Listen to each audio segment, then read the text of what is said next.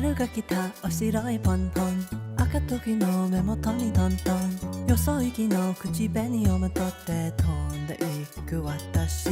美味しいの芋なかりんとおかしいの口に気分を、出かけましょう首にリボンを、早く行こうよち汚れるとはいはいはいはい、たおやかに泣かないでいたい、和やかにうるさいは嫌い、麗しき乙女の戦争はちゃんとしなきゃ。いらないの知らない先行、いらないの聞かない生徒、乙女のせいだわ。もう愛にあげるあげるあげるたらあげる、あなたにあげる。ひどいわ痛いわ、会いたいな会いたいな、痛いになったら会いたいな、夢で待っていますね。はあ、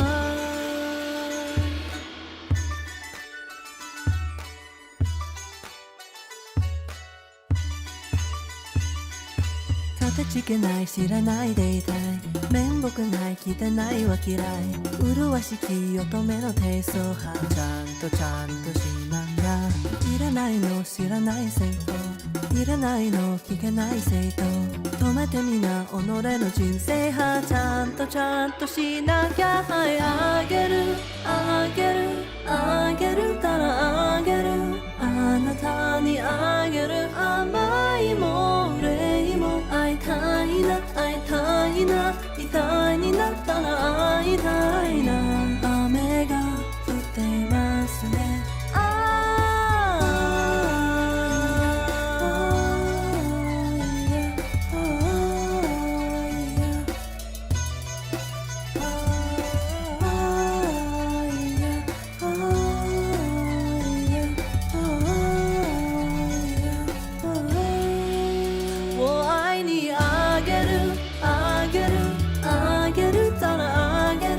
最初に食べて欲しいの欲しいの、会いたいな会いたいな、痛いになって欲しいな、悪い子になって欲しいな、私なんか暗いな、嫌いになっちゃいやいやいや。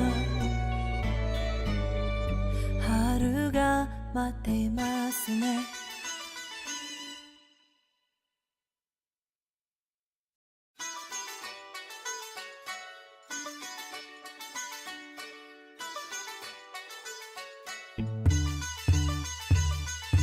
春が来たお白いポンポン、赤時の目元にトントン、よそ行きの口紅をまとって飛んでいく私。美味しいの芋なかりんとおかしいの口に気分を、出かけましょう首にリボンを、早く行こうよち汚れるとはいはいはいはい、たおやかに泣かないでいたい、和やかにうるさいは嫌い、麗しき乙女の戦争はちゃんとしなきゃ。いらないの知らない先行、いらないの聞かない生徒、乙女のせいだわ。もう愛にあげるあげるあげるたらあげる、あなたにあげる。ひどいわ痛いわ、会いたいな会いたいな、痛いになったら会いたいな、夢で待っていますね。はあ、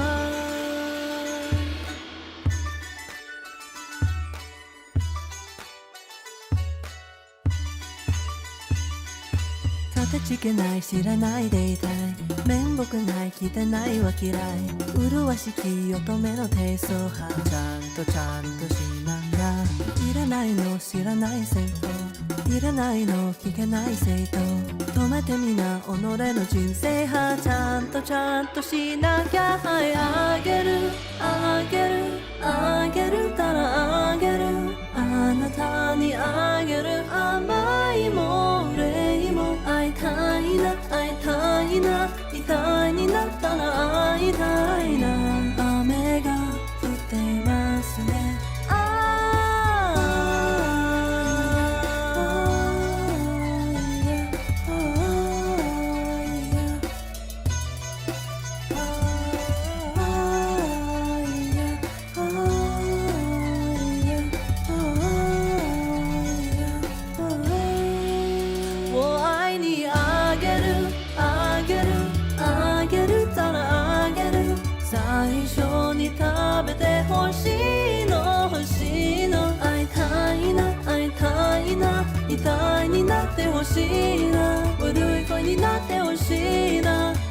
日なんか暗いな嫌いになっちゃいやいやいや春が待っていますね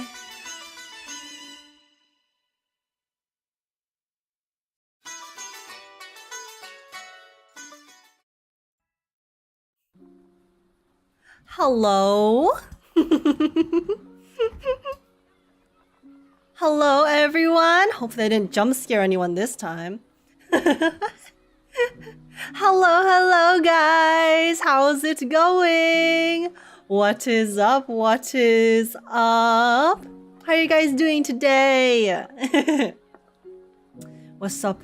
Hello, Wiz. Hello, XD. Hello, Sami, Zito, Watery, Nope, Oleander, Joshua, Razori. How are you guys doing today?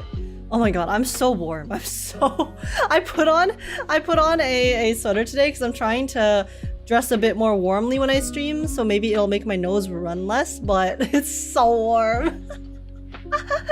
Hello, Tinibrik Tofu. How's it going, XG? It's been a while since I've been here. Yeah, it's lovely to see you again, XG. I hope you have been well in your...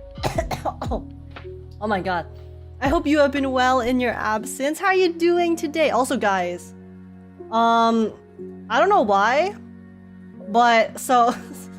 this is like very random, but you know how I usually play lo-fi in the background right now? Look at what the lo-fi girl stream is at the moment. Where did she go? Where has she gone? She's missing. She got taken. No. Oh, that's the wrong one. No thing getting here. No thing getting here.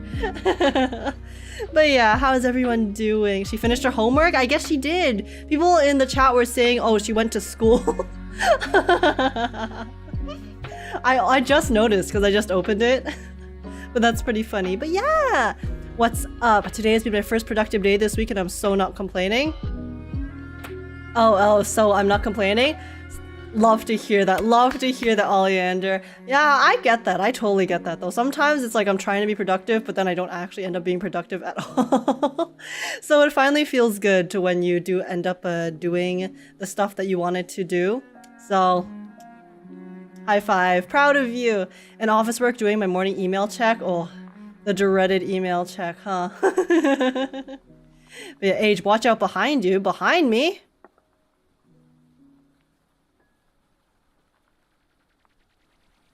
I don't see anything, Joshua. Are you trying to scare me? Or are you saying I'm gonna get abducted like a lo-fi girl did? Yeah, thank you for doing the 8-hour stream today. Oh god, 8 hours. Does it take 8 hours to finish? Because, okay, here's the thing, guys. So, oh no. Oh no, what happened? But guys, I just realized what has happened to my little nubs. It's supposed to be like stuck together, but the string is gone. Well, anyways. But yeah, so I know it's been a while since we played Reverse. It has been a hot minute. But last time we did finish half of the chapter, so today won't be 8 hours. It'll probably be like 5 hours. Because you know how Reverse is. Reverse always takes a lot of time. So yeah. Today's gonna be a fun stream. We're finally gonna finish chapter 4 at long last. We will go through a little like quick summary of what happened last time, because I did take a skim through of the first half of the chapter again, so we know what is going on. But yeah, I've already forgotten where you stopped, so I can't tell you. I stopped when Sonetto and Matilda were having their little moment inside the room with Matilda's ball. Right in time for the next one too. Yeah, I really wanted to. I need to finish it. I need to finish chapter 4 today so that we can watch the Reverse 1999 live stream tomorrow morning. It literally in less than 12 hours, so I'm super excited. So we do have to finish chapter 4 today, because I think the 1.4 live stream and trailers will definitely have spoilers for chapter 5 since chapter 5 is coming out. So that is why we have a goal to accomplish today, and that is to finish chapter 4 before that. So yeah, where Matilda's dream came true. Yeah. So it will be 7 hours then. Hey, listen. But yeah, I finished filling my Robin shampoo. Oh my god, Hand. Hello, Hand. Welcome in. How's it going? The storm got her. She got taken by the storm. Guys, Lo-Fi Girl and is in the reverse 1999 universe. Is this the confirmation? But yeah, I'm really excited to finally finish chapter 4. We will do a little recap, but yeah. Are you guys hyped too? It has been a hot minute since we played the main story, because we did the first half and then we just had a lot of other stuff to do, like the Tooth Fairy event, and then Journey to Morpong came out, so then there was also that event, and it's just events, and there's also Star Rail. It has been a very busy first 2 months of the year, so. And hello Dark, welcome in. Should I play Reverse? I think Reverse is really fun. I think everyone should at least try it. And definitely if you guys enjoy story and lore, Reverse is, I would say, one of the strongest parts of Reverse is their story. So yeah, I would definitely give it a chance. And I also like how Reverse isn't actually it's not too time consuming in terms of trying to use up your energy and grind and stuff. So I really like that aspect about it too, because it's not as frustrating sometimes. And hello Shoto, hello, what's up? How's it going? How are you doing today? I only reached chapter 2.1, had so much orange. Yeah, 2.1 definitely had it was very, very shocking to me too. And I'm excited for how the main story will continue. Also raids, I believe, are coming with 1.4. There's raids in Reverse? I didn't know that. Oh wow, how is that gonna work? Like multiplayer raids or single player raids? Still going for my therapy after that quarantine's PTSD. Now imagine how I feel having to deliver that to you guys. Oh my gosh. But yeah, so excited to see you miserable in this age. What do you mean? Isn't it gonna be a fun and a wholesome main storyline, you know? That's as Reverse is. Wholesome and uplifting story in the words of Xiaoji. I know Xiaoji didn't write this, but I think it's the same vibe. Oh, the raids are single player. Oh, interesting. So is it probably like a boss and then you have to fight it multiple times to do as much damage as you can? I'm guessing.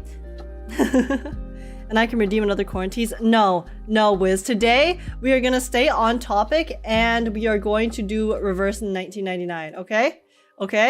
We need to finish. We literally have to finish this tonight because our deadline is tomorrow morning, 6 a.m. Where the live stream's gonna happen. So we can't have any distractions today, okay? Okay, we gotta make sure we stay on topic.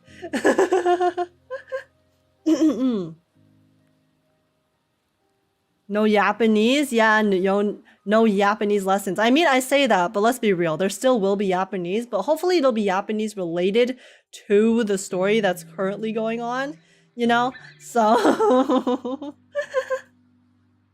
So yeah. By the way, how are you doing? I'm doing good. Yeah, I'm really excited to finally finish chapter 4 of Reverse today. It's been a while. The last time I streamed the main story for Reverse was literally, let me scroll. Let me see how long ago it was. It was, where was it? It was December 7th. It's been 2.5 months. So yeah, it's been a while.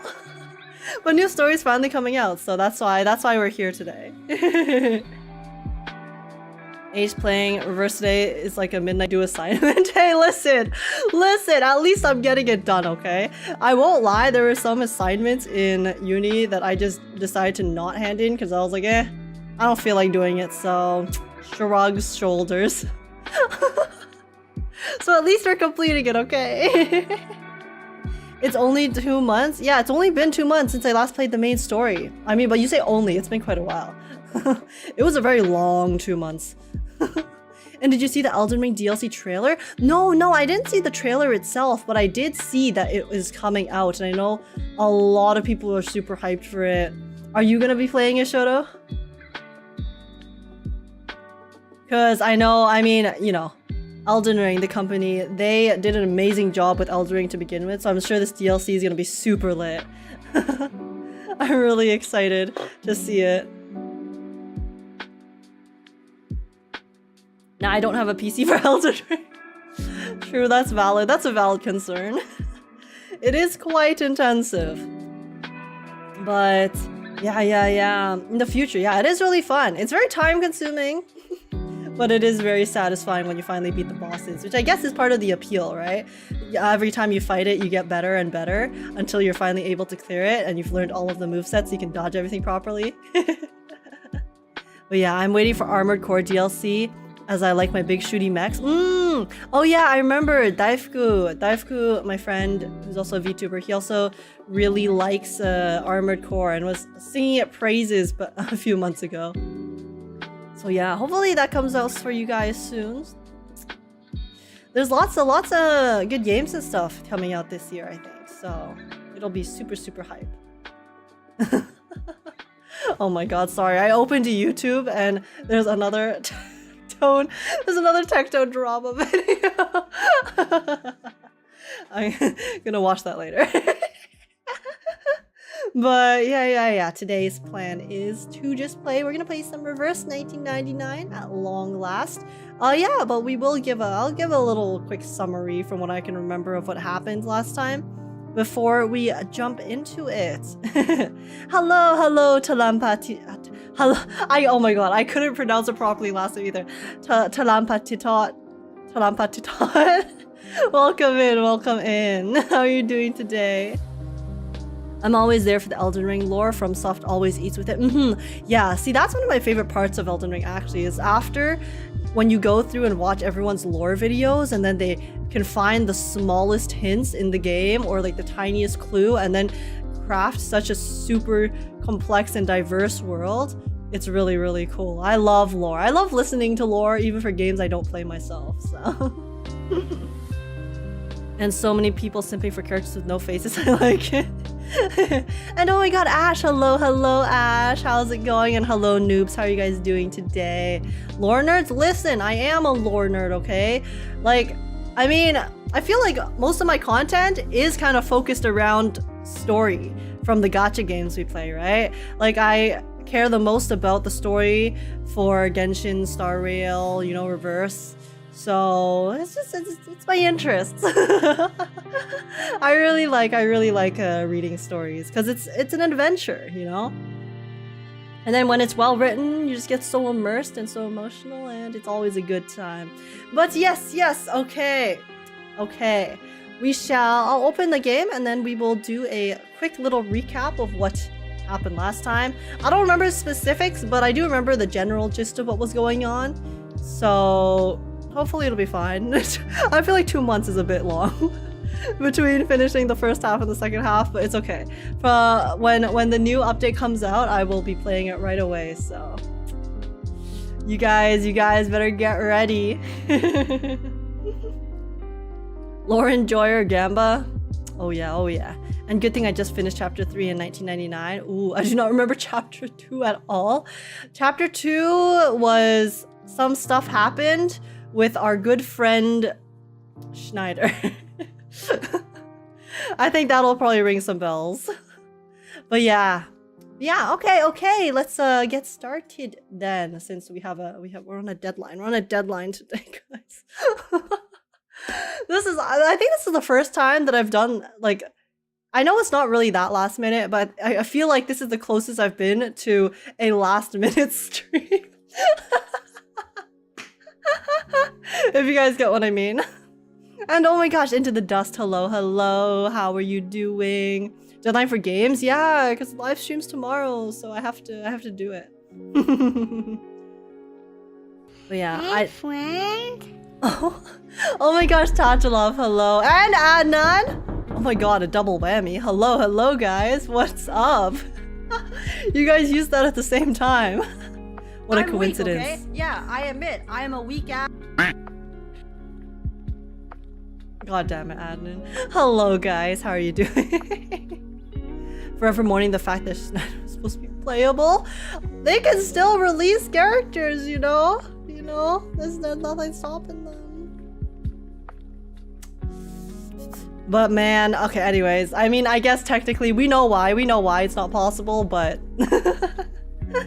I'm good. I hope you too, Age. Yeah, I'm really excited to start. But yeah, I mean, I think I've decided I'll probably, so before I did want to post the beginning chapter. Oh my god, Tatala. But before I did want to post my reactions to the beginning chapters of Reverse as YouTube videos, but I feel like at this point I should just give up on that for now, and I'll just, rather than continuing to be backlogged with Reverse stuff, I'll just post the new stuff. So I probably will post chapter 5 when we finally play that next week as a new video later, but then I won't force myself to worry about doing like chapter 1, 2, 3, 4, 5, 6, like 1, 2, 3, 4, You guys want to see the reactions there, then the VODs are always up. So I think from now on I'm like trying to prioritize what I have time to edit. So I think that'll probably be good. I know I want to watch you play chapter 2. Ash, the VOD's on the channel. Because that's the thing, right? The VODs are still there. I did want to edit my main story reaction for Reverse 1999 for all the previous chapters, but I just don't think I really have the bandwidth for it at the moment because I'm still finishing Penacony, and then chapter 5 is also coming out and stuff. So I think I'll probably just leave like the first few chapters as VODs, and then from now on, whenever there's new Reverse stuff, then I'll edit it into new stuff. So I think it'll be better. And hello, Victor Rama. Wholesome, huh? Yeah, it's gonna be very, very lovely and heartwarming, right?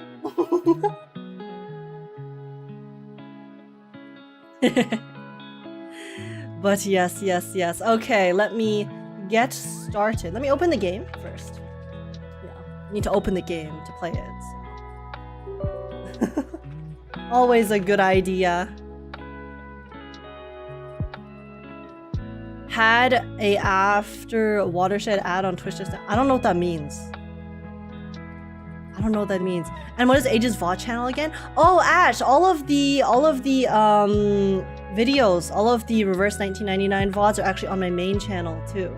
Because I duo stream. After a certain point, I started duo streaming on, starting last September. I started duo streaming on both Twitch and YouTube, so most of my recent Twitch VODs they're on my main channel. My VODs channel is super backed up, so it's not updated. But most of the recent VODs and stuff are on my main channel, including the first time from when we played Reverse to now. So yeah, if you're interested in that, then you can go through and see my reactions to the previous chapters there.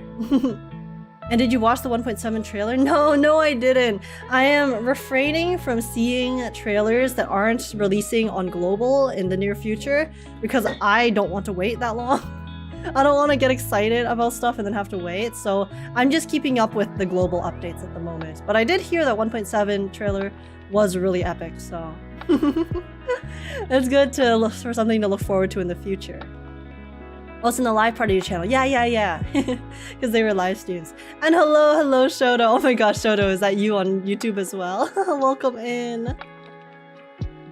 But yeah. Alrighty.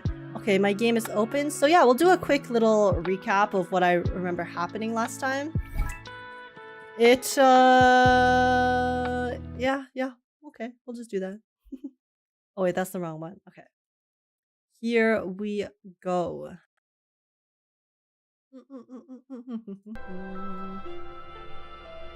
Okay, so yeah, the way I played chapter 4 was I skipped through all of it and then we were reading through the story, right? Because I didn't read the story the first time around.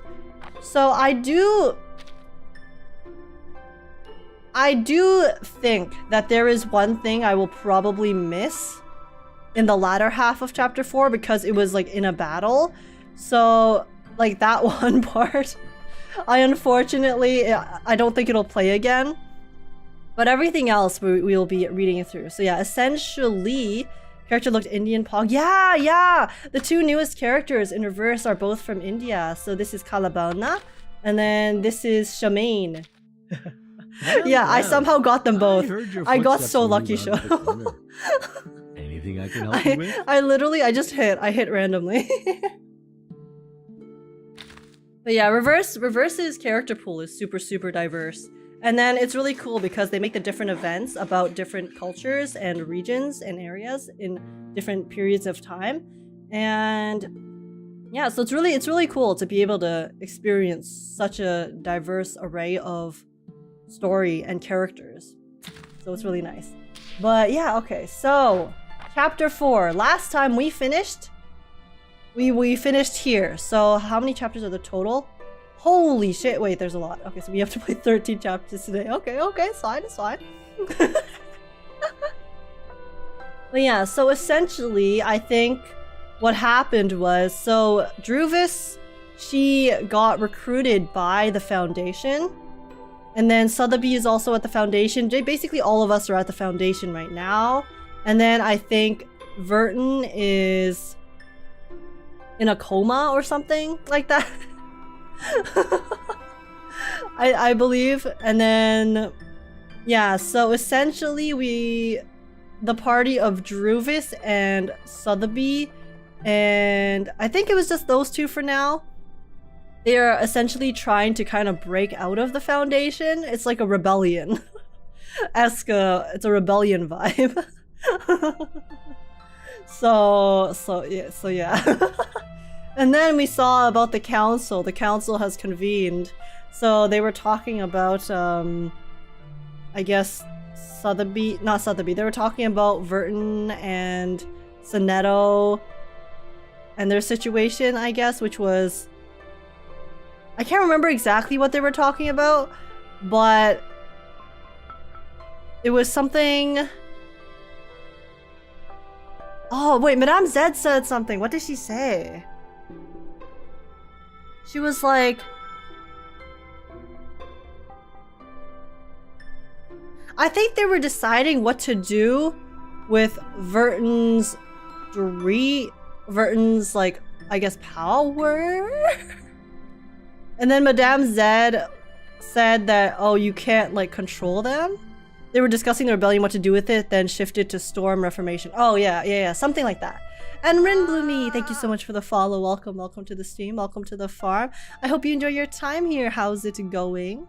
But yeah, so the protest, the Arcanist Verton brings don't deserve autonomy was basically the Foundation's view. Oh, yes, true. And then Madame Z was arguing that they can't control them, right?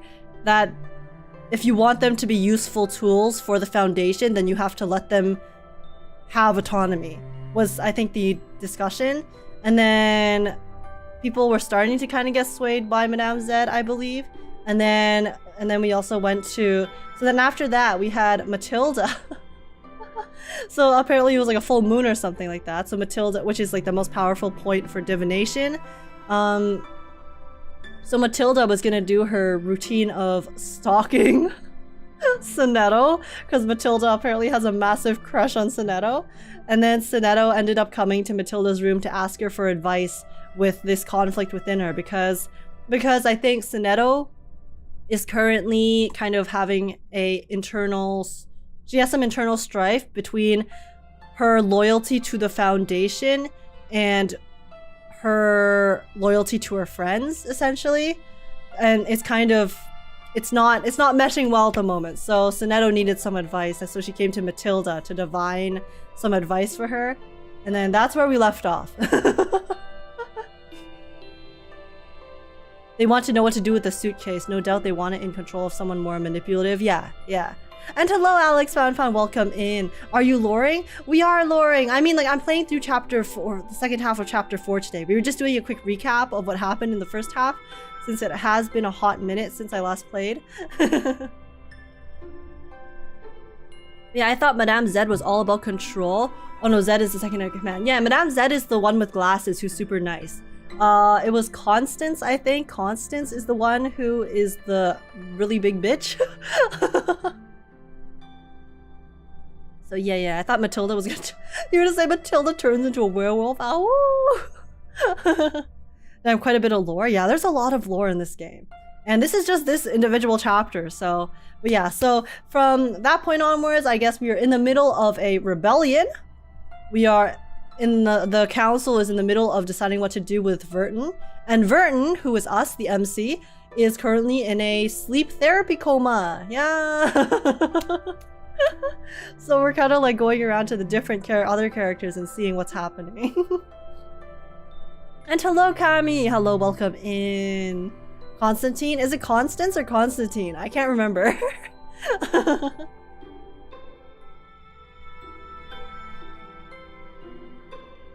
A sweet apple? They ate Mr. Apple? I sure hope not. My apple is so dapper. He's too stylish to die. Constance, I think. It's Constantine. Well, I'm sure we will find out in a moment. Constantine, reverse 99. Constance, Honkai Star Rail. Wait, who's Constance in Star Rail? Wiz. Who is Constance in Star Rail? I don't remember who Constance is. Constance is the Annihilation Gang member. Oh! Oh, she's the big hat, white dress mommy from the Annihilation Gang. Okay. Therapy is a stretch. What they are saying it's therapy. Obviously, whether or not it is therapy is up for debate. But yeah, okay, shall we begin? Shall we begin, guys? Here we go. All right, we're jumping right back into the middle of a rebellion. Let's see what happens. Richard tends to oppose. Okay, so yeah, we're back to the council about how they want to control the people. Radical, conservative, independent, liberal. Oh, so they voted, I guess? Gloria tends to support. Oh.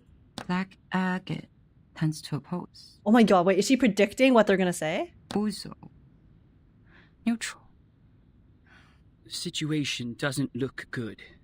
Uh-oh. Do you have any news, Mark? Mark? Tell us what's happening. Someone is spreading the minutes of your last meeting. Oh. There's someone's leaking info? Is there a mole on our team? Mark, what a plain name. His name title is literally delegate. Like, she calls him Mark, but they don't even label him as Mark. His name is literally just a title. I thought the NPC was Horopedia. They do look a little bit similar. They have the same glasses and the same hairstyle. I didn't get any direct evidence, but apparently every voter has read the anonymous minutes. Oh. The topic about Verton. It has become a great disadvantage to us. Why? Everyone wants control? Double envelopment. A 4.00 approach. Okay, she's speaking in terms I do not understand. The draft goes through so easily. To reject the draft during the committee meeting does not actually address the real problem. Oh. The House of Intergradas can still resubmit the draft during the next legislative session. Oh, so they're basically using really sneaky methods to get what they want. So they, I think, don't want the draft to go through, right? Because Madame Z wants to give them more autonomy. So then they are using kind of underhanded methods to, by leaking the conversation that happened and stuff, to sway people's opinions. Something like that. So she's planning for the long term. To bring down the voting stage and make it a plan that is totally abandoned. Yeah. That's essentially what she's doing. I'm afraid so. draft that has failed to win votes can hardly win the trust of the House's reviewers again. And of course, it won't be submitted to the committee. She counts the names on the whiteboard again. So who are all of the people that are voting? Are they all... They aren't the people who were at the meeting, right? These are other individuals? Did anyone make any actual move yet? Not yet. The minutes only changed their preferences, but the number of those who have taken a stand still remains the same. Just as I expected. Okay, so it like swayed them a bit, but it didn't actually change any opinions. This draft is not about Verton, but a promise to the future. About how to balance the benefits between different interest groups. There are so many politics going on right now. To reach that, we need to meet the expectations of those groups who have a need for flexible management, and also appease conservatives and not shake their confidence in controlling the overall situation. They let it pass the draft stage and then go into the voting and make it crash and burn. Yeah, and it also, I think, would lower credibility for future drafts as well, too, right? Slimy methods. Actually, the delegate adjusts his tie and interrupts Madame Z in a clear voice. we do have an opportunity to change the game now. Oh? Opportunity. Is it the rebellion?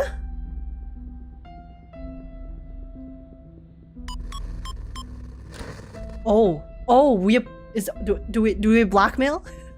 Do we have blackmail material? Committee member Pedra appears on the screen. I hereby challenge Delegate Mark Hall to a public debate on the revised draft of Storm Reformation, Manpower, and Discipline. Oh.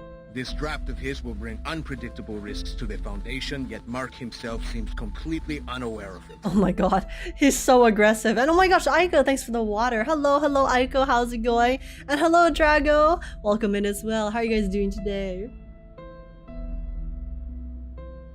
I forgot how beautiful Zed's voice was. Yeah. It's pretty nice. I believe it is necessary to make such risks public in a legal way.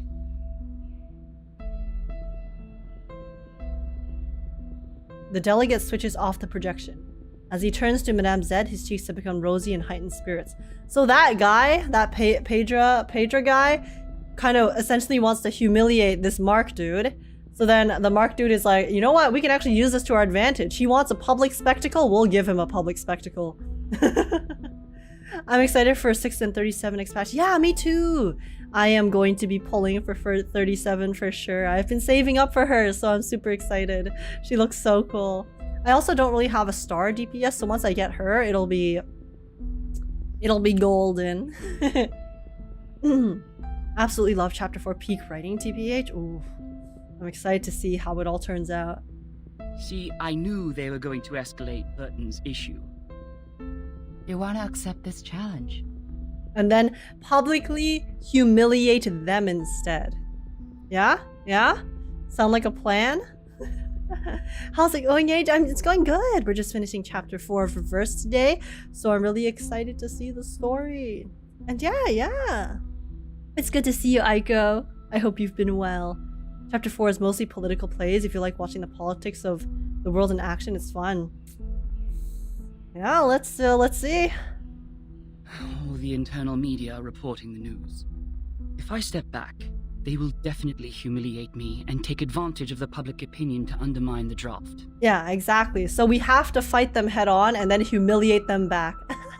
I gotta go. Good luck with Steven Games. No worries, Toto. Thanks so much for popping by. It was lovely to chat and hang out for a while, and I hope you have a lovely rest of your day. Take care, and I'll catch you next time. Bye. 37's I2 art is so beautiful. I haven't seen it yet. I want to wait until I actually get the character before I do, because I'll get her, right? So yeah, you too, 07. Thank you, Shoto. But yeah, take care. See ya. And in 7 days, Chapter 5 will be here. Yay, more polls incoming. Yeah, that's why we have to finish Chapter 4 today, because the stream's tomorrow. Mark, that's a menacing move. Menacing. I mean, it's the only thing that we can do in this situation. We can't let them step all over us, right? I mean, yeah, let the enemy, the council. Madame Zed picks up Pedra's name card and sticks it to the board. It is coming for us. The storm? Is the storm coming? No matter fight or flight, they have comprehensive preparation for this. I would suggest taking the long view and not jumping to conclusions. But defense without attack will never bring us victory, Madam Z. Defense without attack will never bring us victory? What was that saying? The best offense is a good defense? Or was it the best defense is a good offense? I can't remember which way the saying went.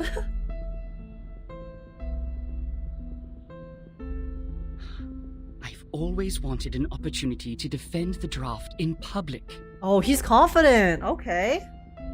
Okay, Concerning the questions they implied about Vertin, I've collected more than enough cases to refute them. Misleading questions twist people's opinions. It's time to tell them the truth. Okay. Yeah, it's like on social media, right? There's two ways to deal with stuff like this. A, you just let it pass. But I guess in this case they can't just let it pass because it is a very pressing issue within the Foundation. It's not just like petty social media drama. Or B, you just have to get out a statement as soon as you can to essentially rebuke whatever bad stuff is going around, you know? That's how you nip it in the bud. Best defense is good offense is the idea that if you destroy your enemy, they cannot fight back. That is true. You can't attack me if you're dead. Unless you're a necromancer, then, you know, that's a different thing. You have accepted it. Was it in front of the media? Oh, so he did accept the challenge. I was there when Pedra challenged me. So were the media. Well, I don't think it's going to be a complete mistake. The lady in white seems to loosen up for a brief second. Is she upset? She doesn't say a word. She's like, God damn it, Mark. How could you do this? Dude, you had one job. But walks up to him and gives him a pat on the shoulder. It is a crucial debate. Do your best. She's like, good luck, bro. Yeah, you got this. You got this. Oh my gosh. It's done? Oh my god. What did you cook, Adnan? Okay, we're back to the rebellion. I'm here to repel the pests in the woods. It's part of my daily routine. But didn't we come to the Foundation? Thank you for your kindness, Miss Drubis. It is fun to stay in Miss Burton's suitcase, but I really feel like seeing the world out there. By the way, the pests you mentioned, what are they? They are critters. I've heard of a kind of giant worm called the tatzelworm. They live in caves, about 2 to 5 feet long, and their heads are like cats. 2 to 5 feet long? Oh my god, that's so long! 2 foot? 2 foot? To 5 foot? Hello? That's a little spooky. I don't like things that are bigger than they're supposed to be. I find them very scary. So, when you have massive worms like that, I'm like, no thank you. This blurb was made for Wiz as requested, so enjoy it and we'll be making more. Oh goodness. Wait. Oh, let me look at this. What is this blurb? What have you cooked today?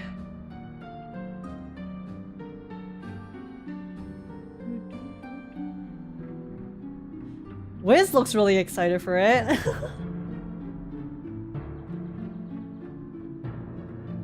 New language?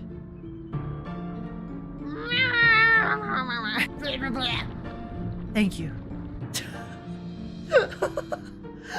What? Okay. I don't know how you would use this, but enjoy. Enjoy. Sotheby and Juvis are so very mother and daughter. Yeah, and they're both plant as well. It's really wholesome. Okay, let's see. Very careful if you see one. Both its skin and breath are toxic. Not as toxic as Twitter trolls. Juvis bends over, lifting a hanging branch to make way for Sotheby to walk through. I have never heard of such a terrible worm. Juvis is like, yeah, I could probably smack it down. It's fine.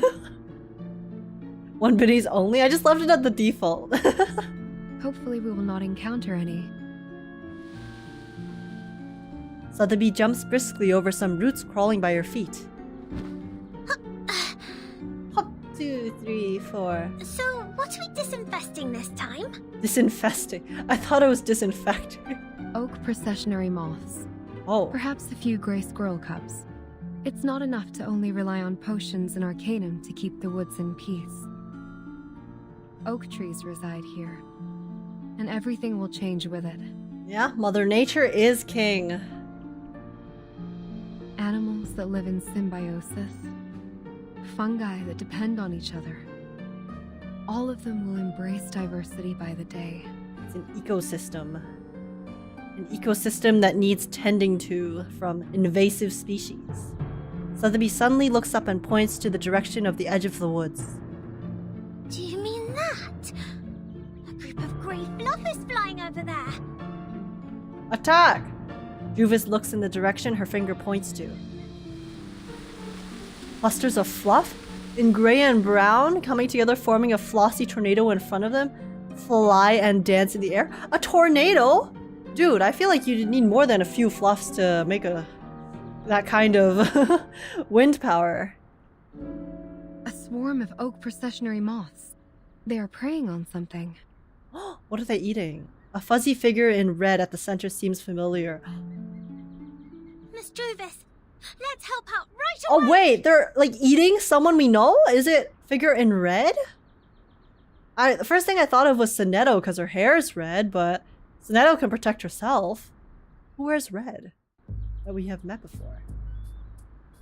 Oh, Apple. This apple is deeply grateful for what you've done. True. I forgot the title of this chapter was something Apple. I almost thought I was caught in a nightmare. This apple has never seen so many moths. Well, there's a first time for everything. He's trembling from his stalk to the bottom. Ugh, this apple is going to have PTSD from insects. They're eating... No, they're eating apple jam. They are very sensitive to the scent of sap. And apples are very sweet, so... With all due respect, even among all the plants, Mr. Apple is quite attractive to insects. Oh yeah, oh yeah. So it was the scent that attracted them.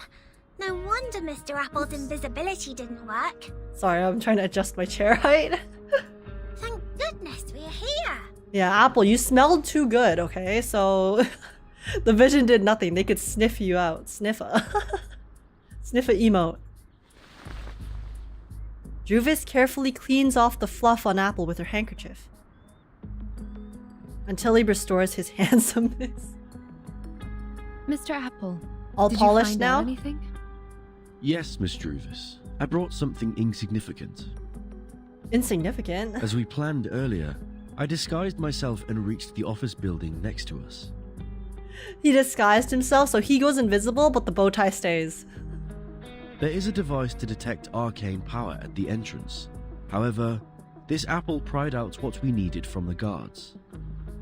What is it? Did Miss Burton win on that voting list? Sadly, not yet. Miss Verton is currently occupied. It's not time for a formal vote. Everyone is cautious and remains neutral. Oh, are they talking about the same vote as the plan that Madame Zed was talking about? Apart from that, there are some rumors in the Foundation. They are not very favorable to Vertin. No! People are talking shit! They're spreading misinformation about our girl! How dare you? Rumors. Give me names, give me names! I'll cut these rumors down. It sounds as though the situation that Madame Z handles is more complicated and volatile than I thought. However, the votes have not been lopsided under such bad circumstances. Perhaps that means the arcanists who share our aspirations are not in the minority. That said, I'm afraid we are starting a protracted war, Miss Druvis. This is Foundation Civil War, y'all. Apple literally do be a snack. True. I mean, hey, listen, you know what they say, an apple a day. Yes, I know. I've taken inventory of the supplies. We can still hang in there for 4 weeks and a half. Oh wow, they even rationed. Although they have cut off the water and electricity supplies in the building, we can still live on the resources in the suitcase for a while. Oh, true, because we went to an abandoned building off to the side for our home base. There are fewer guards destroying the woods, probably because the abattis works. What worries this apple is that if the procedure to finalize the draft takes more than 4 weeks and a half, we would... Starve and die? No, we'll scavenge. We'll scavenge for resources. Don't worry, Mr. Apple. We would then survive by gradually shrinking our territory until Madame Z's draft is officially approved. Thank you. God damn it. Like, what usage does that blurb even have?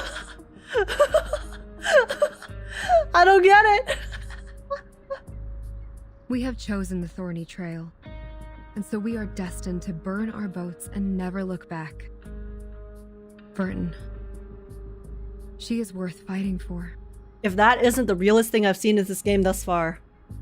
Vertin, you're my ride or die, okay? Let's go. For this point, Captain and this apple have absolutely no disagreement.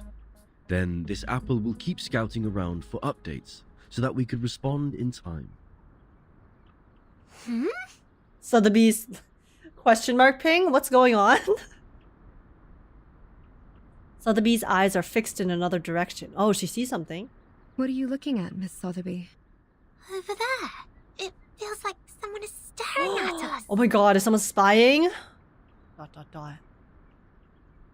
They both look over to that corner. There is nothing but shadows. The darkness looks like a pond of unimaginable depth. Druvis stands up. Oh, someone's using their powers to spy. Let's go back to the deep woods. Is someone in the shadows? Secretly keeping an eye on us. A letter?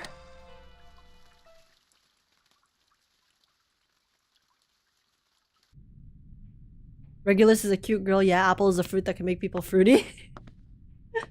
Yeah, Apple is probably the fruitiest character in this game. Committee member Pedro walks out of the changing rooms. He sees Delegate Mark sitting in front of a mirror and shaping his sideburns into sharp summits with palm. Wait, his his hair is going like this? Like he's making it stick out like this? A tie, ablaze with bright colors, is around his neck. Isn't that scarf a bit too high profile? Hey, why are you judging his fashion sense? Didn't you come here to publicly humiliate him anyways? Mark stops his beauty procedures and looks at Pedro in the mirror. Okay, wait, Mark kinda styling. I actually quite dig this combo of red and green. Cause, not red and green, orange and green. Cause usually when I think of orange and green, I can only think pumpkin. If it's a darker orange. But here, because the orange is not the like biggest part, I guess, of the outfit, it actually doesn't really feel like it. Pretty good, Mark. And Druvis is one of the worst enemies you could face as well as one of the best allies you can have. Druvis is OP. She's so strong.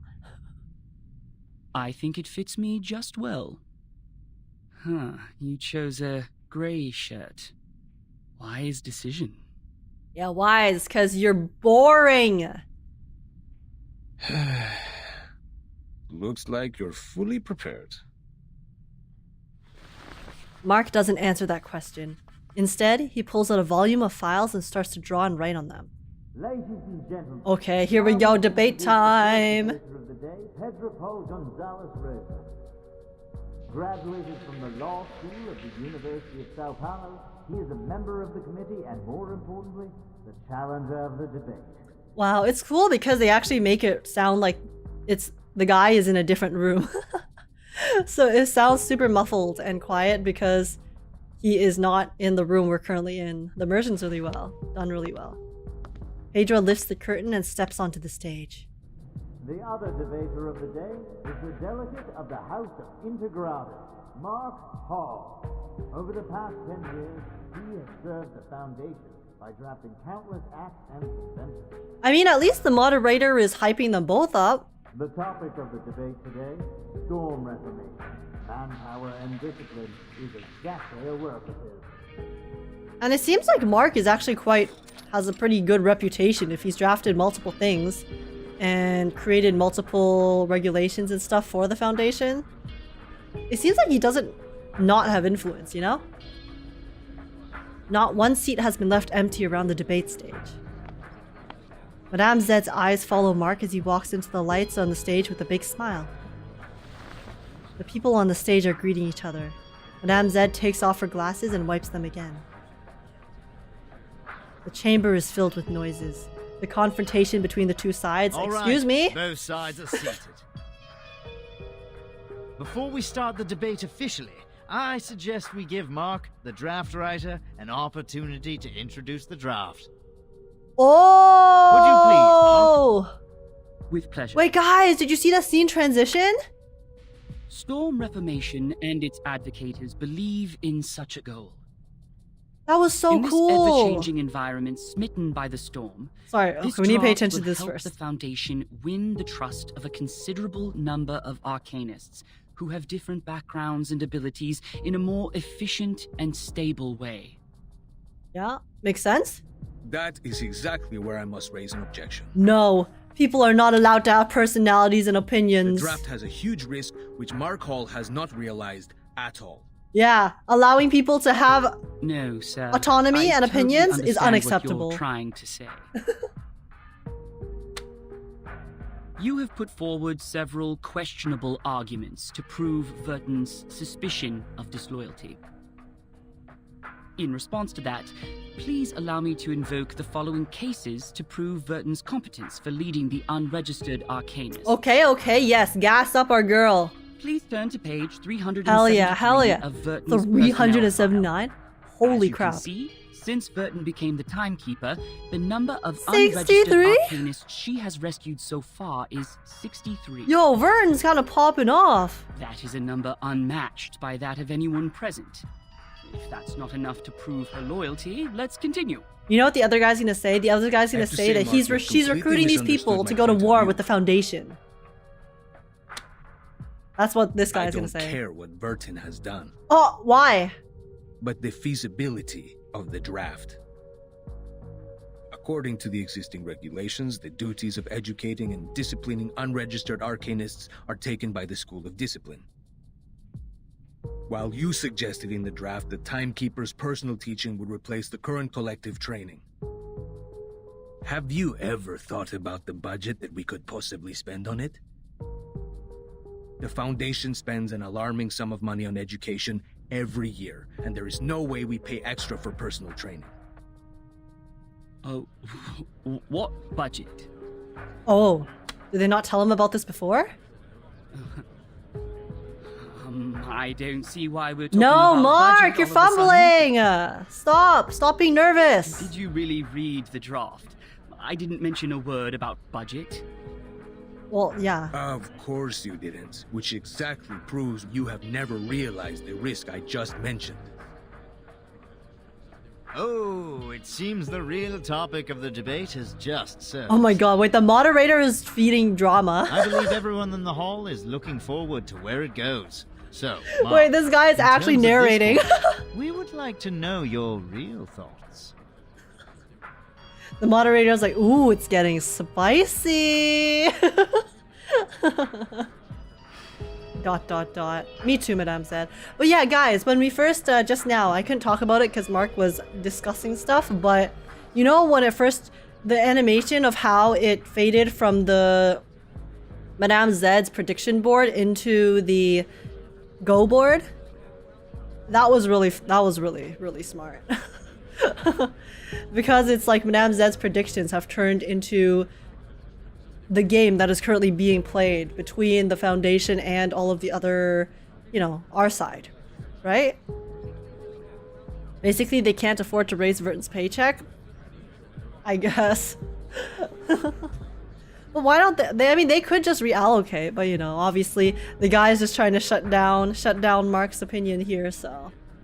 I love how they represent politics with games. Yeah, but I feel like a lot of the time, you know, a lot of these types of political debates and I forgot the word. What you call it? And, you know, like conflicting opinions and trying to sway people and voting and stuff like that. It is all kind of a big game. It's like mental warfare, right? You have to be able to play all of the people you are trying to convince well and sway them to your side. So I think it's a very fitting analogy that they're using the chess for Constantine, for the chess pieces, and then the Go board for the debate and everything. Yeah. By the way, I got a new 4070 Super. Oh, is that a new graphics card or something? Dude, congrats, Anon. It must have been a big chunk of money.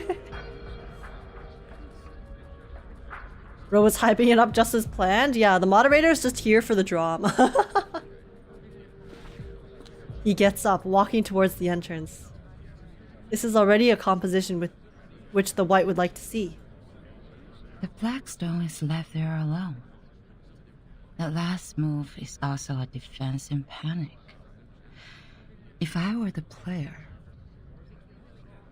She gazes into the air, lost in her thoughts. She doesn't feel the gaze cast upon her from another direction. Constantine is watching Madame Zed from her corner. As Madame Zed walks to the entrance, somebody stops her. A white item is handed to her. And then, she disappears as soon as she steps out of the hall. Like to another dimension? Constantine averts her eyes and looks back at the two debaters on the stage. Did Madame Zed just get kidnapped into the Shadow Realm? As soon as she has left the hall, Madame Zed takes out that white note. Oh, never mind. She just walked into the hallway. What is it? Sonetto asked me to give it to you personally. Sonetto? What is Sonetto up to?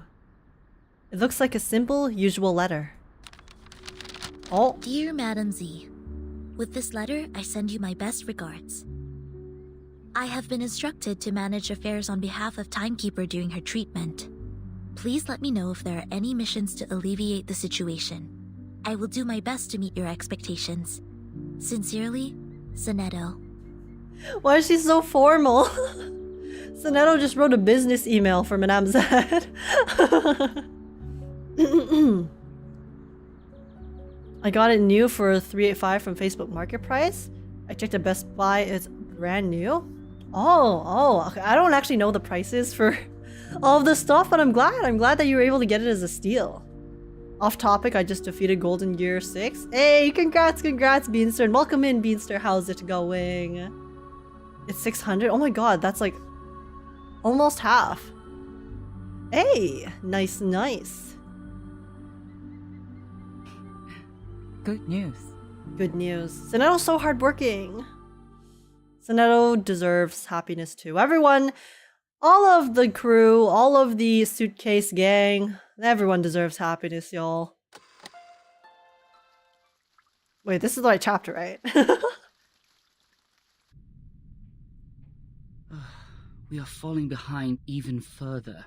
A vote or two won't help us turn this around. Well, Mark, you kind of fumbled. You fumbled a little bit, okay? Wait, let me check if this is the... Did I click the right one? Oh no, I didn't. Okay. Flashing red.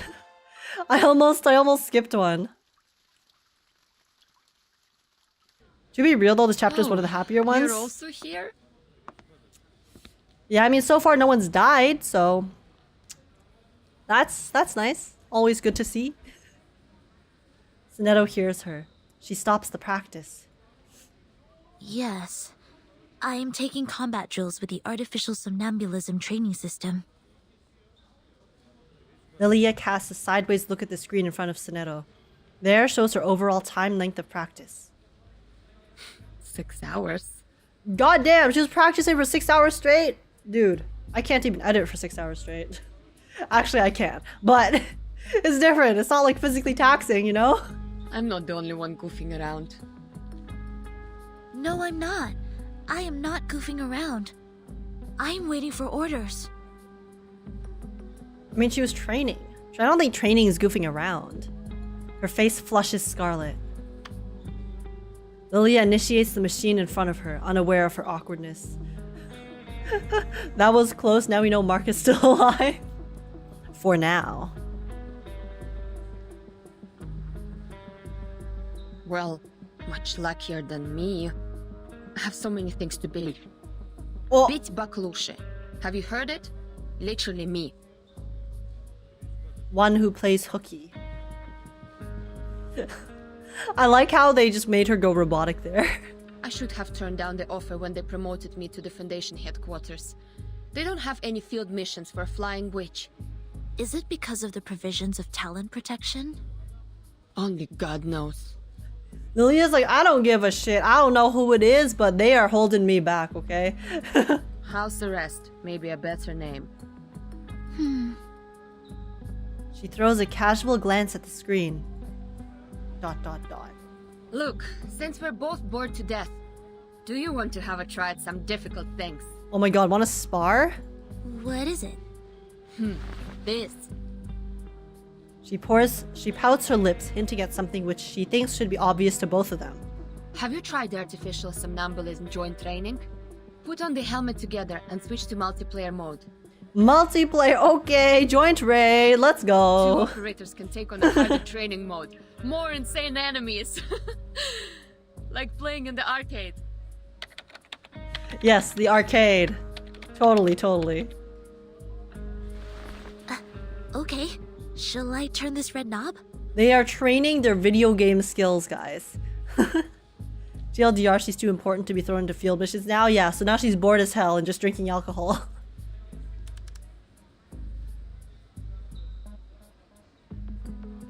She's a bit worried. Not sure what to do, she has to imitate what Lilia just did. And she murmurs.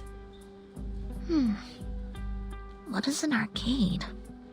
Poor girl doesn't know video games! Oh my god! That's the worst thing I've heard all day, actually. The floor starts to vibrate as the machine goes into function.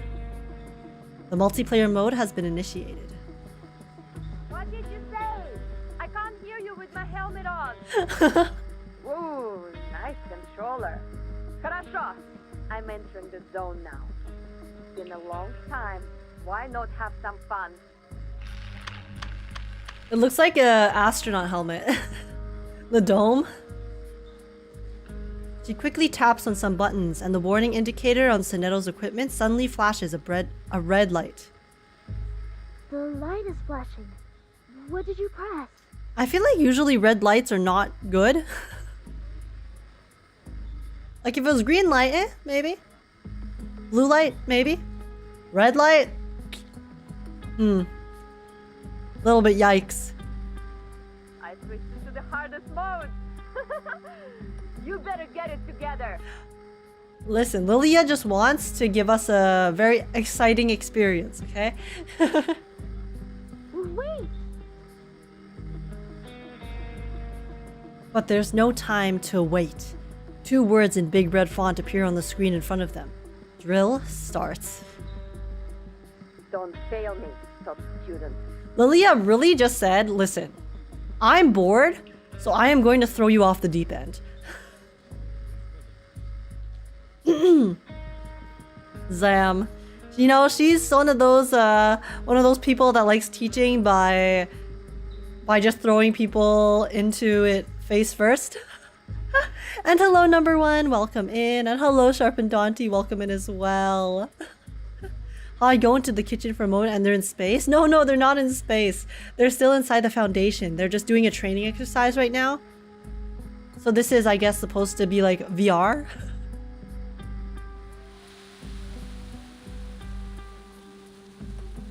The helmet has cut off their vital fluids and diverted them to a pre-programmed battlefield. The operator's vision is about to change.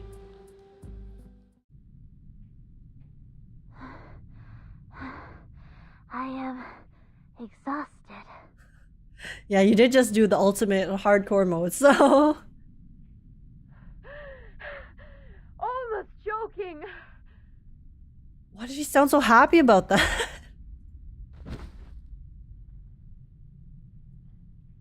They take off their helmets, slumping onto the floor together.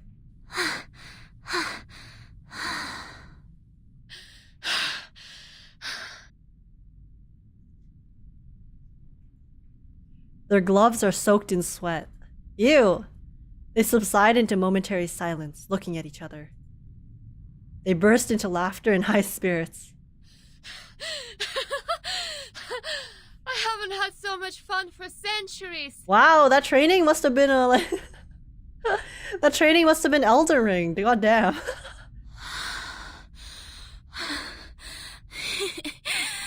Aww. Sonetto laughed, her little giggle. How many times did we die? Sorry, I cannot do math now. My mind goes blank. Who would expect the Sonetto would have a brain fade? Listen, all of her brain cells are taking a nap. Lilia falls backwards, lying on her back, staring at the white ceiling with peaceful joy. Sonetto leans on the wall, exhausted. It was a fight of verve and vitality. All the noises that have been nagging them for days now seem to have disappeared. There are only breaths, the wind, and the smell on the concrete floor. Have you heard the result of the debate? Oh, back to the politics. I heard that. The number of people opposing the draft significantly increased after the debate. Well, Mark fumbled a bit. I won't lie, okay? He kind of just, rolled over and let him do that to him, so... It's not going well. Soon will be the voting session. The opposition has taken the lead. Lilia and Sonetto being gaming buddies is unexpected but welcome shipped. Yeah, I think it's really fun too, because Lilia is obviously big rebel, right? Whereas Sonetto is the super straight-laced, super smart type of person. You'd usually expect that she wouldn't be very good at video games, but I guess technically it is still like training for them.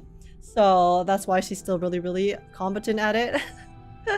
But that's really cool. Sonetto is just one of those people who's good at everything. I hope Miss Druvis can hold out. You visited them? I submitted a request to enter that building. The system arranged guards to accompany me to ensure my safety. Oh. The moment they entered the building, they started sawing the trees, saying that they need to carve out the path. Oh! Since then, I have not been there. Oh my god. They were immediately messing with the nature. I expect nothing less from the Foundation. 4.5 weeks.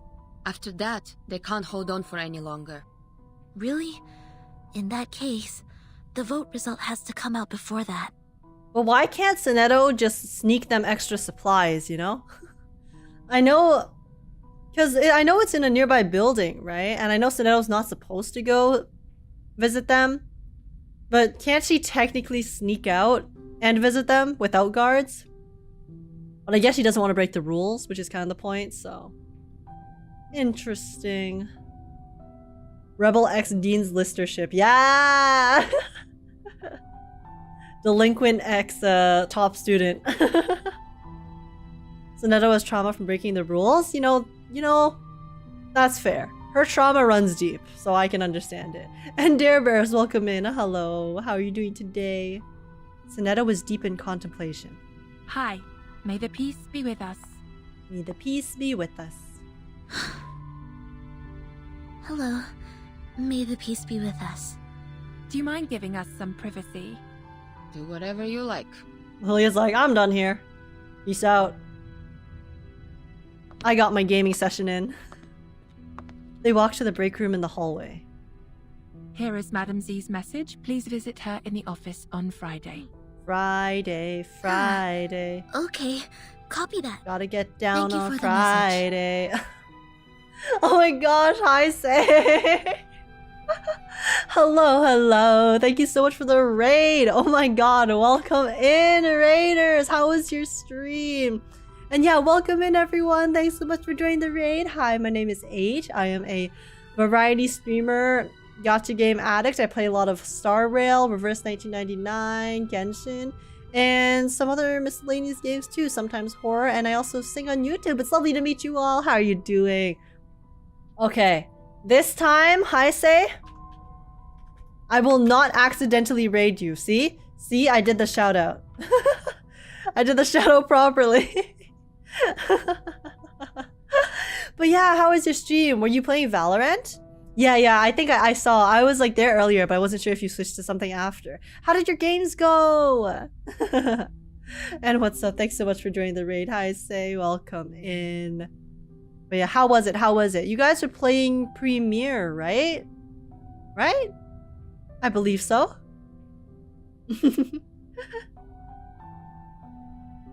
But yeah, currently we're playing through chapter 4 of Reverse 1999. We're finishing the second half finally. So yeah. If anyone is interested in Reverse 1999 main story, that is what is currently going on. So I hope you guys enjoy, if you guys like. 2-0 again. We're qualified for Premier Playoffs now. Hey, okay. Love to hear that. Slay. You guys are just too cracked. You're gonna make it. You're gonna make it up there. I believe. When are the playoffs?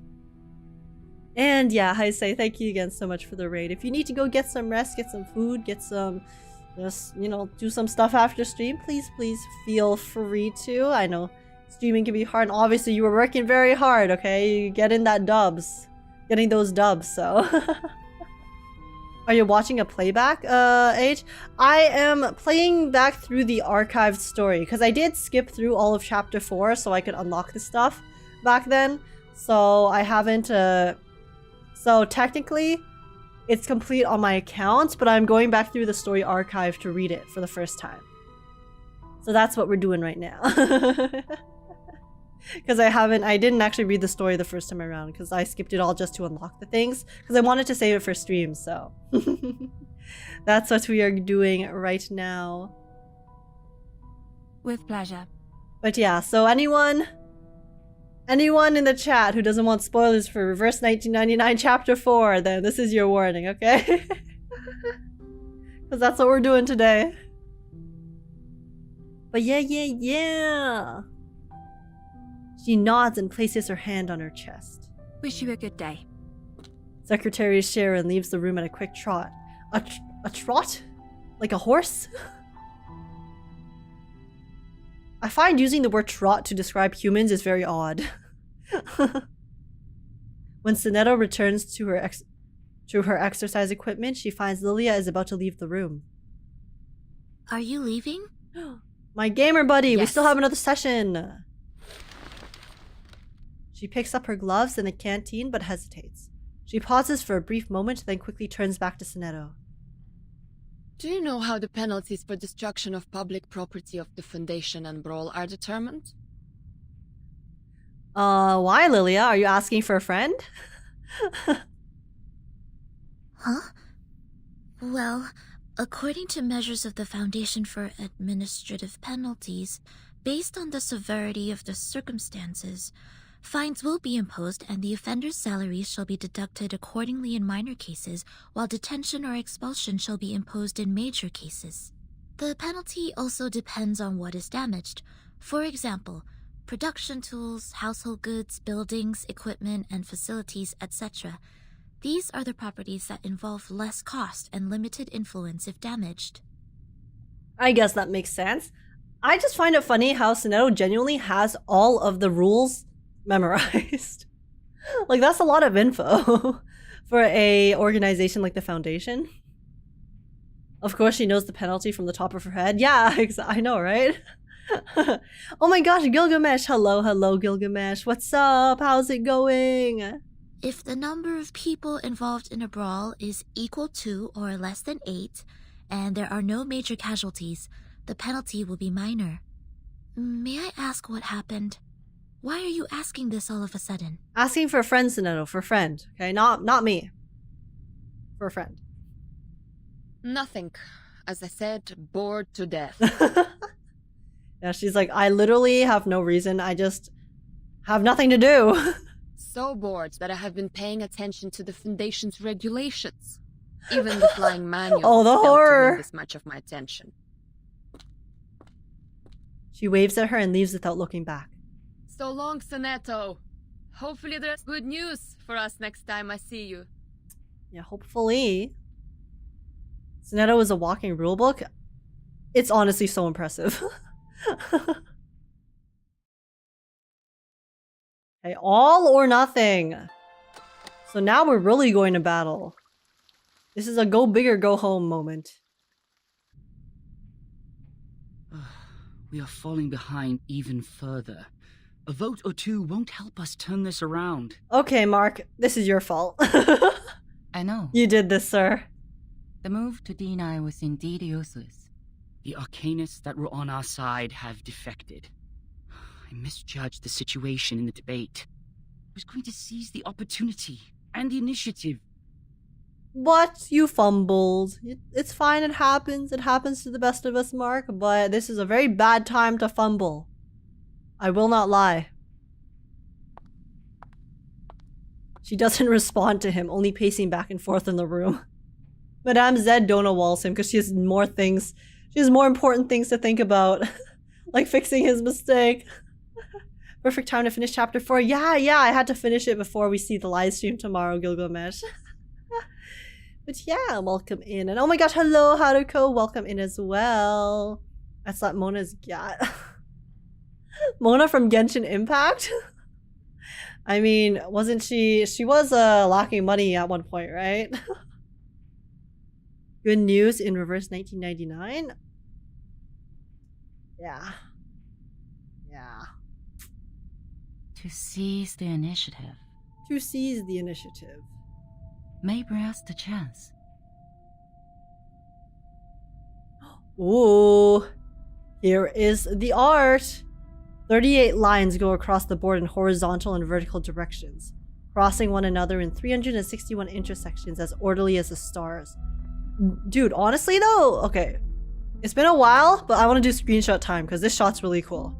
And Madame Zed deserves it. Look at her. Screenshot time. Her art is so nice. I actually really like Madame Zed. She's so wholesome. She's looking down, people shy. She's not even looking at us though. She's looking off in the distance because she's thinking. That is to say, don't pull back. Don't jump. Even when they're attacking.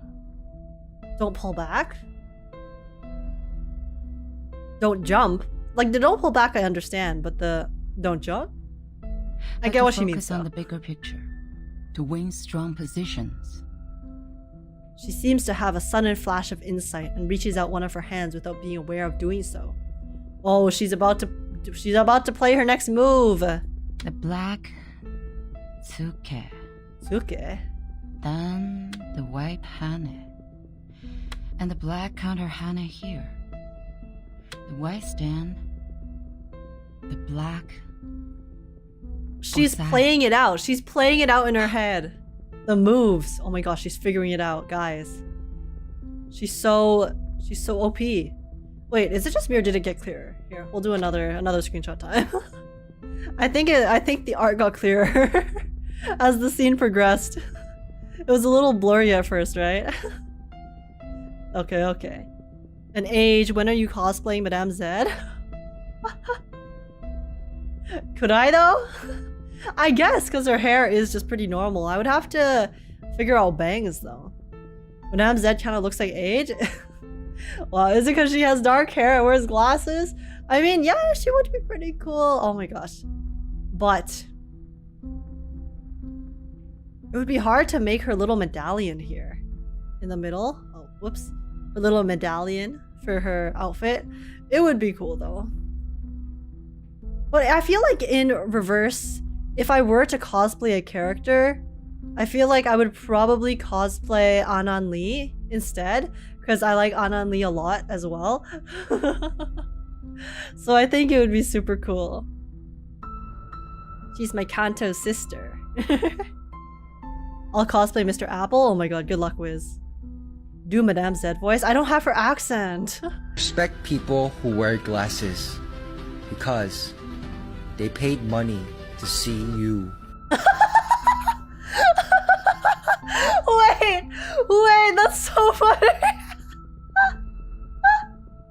Oh my god, that's so... That one's so good. Wait, that was...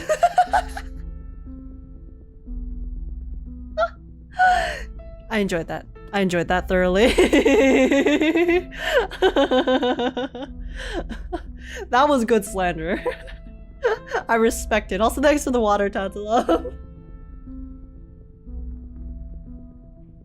I'm going to remember that. I will remember that one. That is very good to use. Hope your Cantonese is on point for Anan Lee. Well, I can always... Oh my goodness. Listen, okay? It's not my fault my eyes are like this. Every day I suffer. Every day I pay money to go on Twitter, you know? Pay money to look at what's happening on Twitter, so... I'm weak, okay? Yeah, I admit, I am a weak ass. Hey! I was born this way! I had no option! Oh my god, that was a funny one though. Thank you guys. But yeah, anyways, Anan Lee is who I would want to cosplay from Reverse the most probably. I just think she's really cool. Through these moves, I see. I see the light. A move to D11 can save us more than 10 Mokov stones. We can still win within 10 moves. She's having her own battle in her head right now. Respect. Wait. Ah. Eh. People who wear glasses because they paid money to see you. Wait, that's so funny. Oh my god, that's so...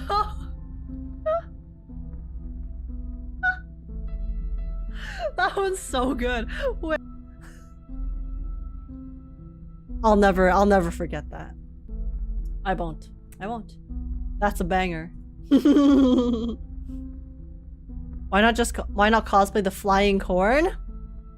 Well, I guess my first issue with cosplaying the flying corn is that I can't fly.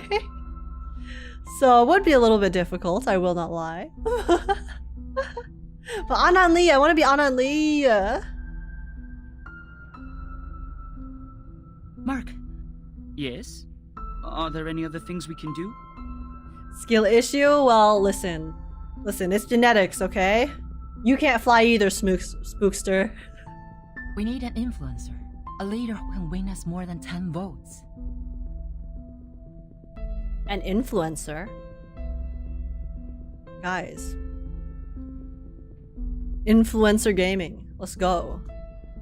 Let's go download TikTok and find someone who can help out. A TikTok influencer, yup. Give me the file of the uncommitted leaders, including those who were neutral about this issue in the beginning.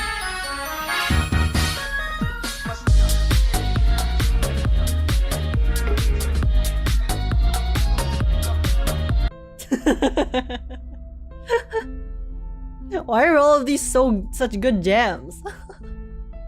Every time I hear music, I'm like scared. I'm scared that it's gonna copyright me, but these are all from the Blurp library, so they should be fine. Come on, Age, get Vertin the 10 votes. Okay, I'll try my best. Okay. He seems perplexed, but still quickly retrieves the files and starts browsing them on the chair. The room is in complete silence except for the slight noise of flipping pages. Baza. No. Too young to be convincing. Noni, head of the Natural Resource Committee. There are only 3 of them in the group. Senator Bernard, leader of the Mankind Caucus. Forget it. Oh, we're like going through the jury right now? Oh, yes. He can be your man. Oh? He is eloquent and leads a group of 11. All of the 11 are his loyal followers. Oh ho, someone with influence? Okay. Why is he uncommitted? I thought he would be the first to vote. Maybe he is trying to decide. Wants to make a good judgment. I thought you disabled the songs from Blurp, my man. No, Adnan, it's fine. I'm pretty sure all the blurps you can use right now are fine. I'm just saying that because in the past, there was a separate library that was available that did have copyrighted stuff. I just, every time it happens, I'm like, oh my god, what if it gets copyrighted? But I'm pretty sure it won't. It won't be. All of the blurps that are available right now on my channel should be fine. So, so go crazy.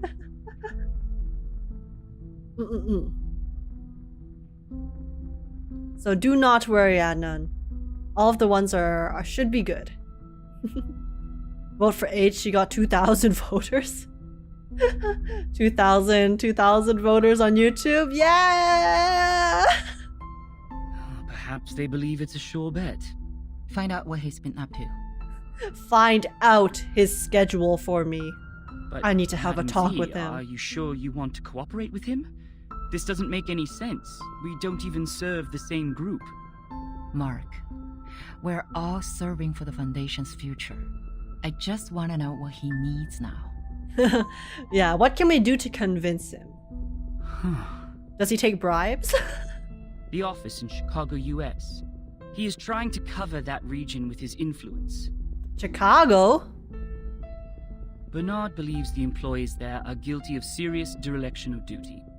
They discriminate against humans of different classes, and are suspected of committing electoral fraud in collusion with the local capitals. Checks out for humans. The math checks out. Also, sorry, there's something on my glasses I need to wipe it off first.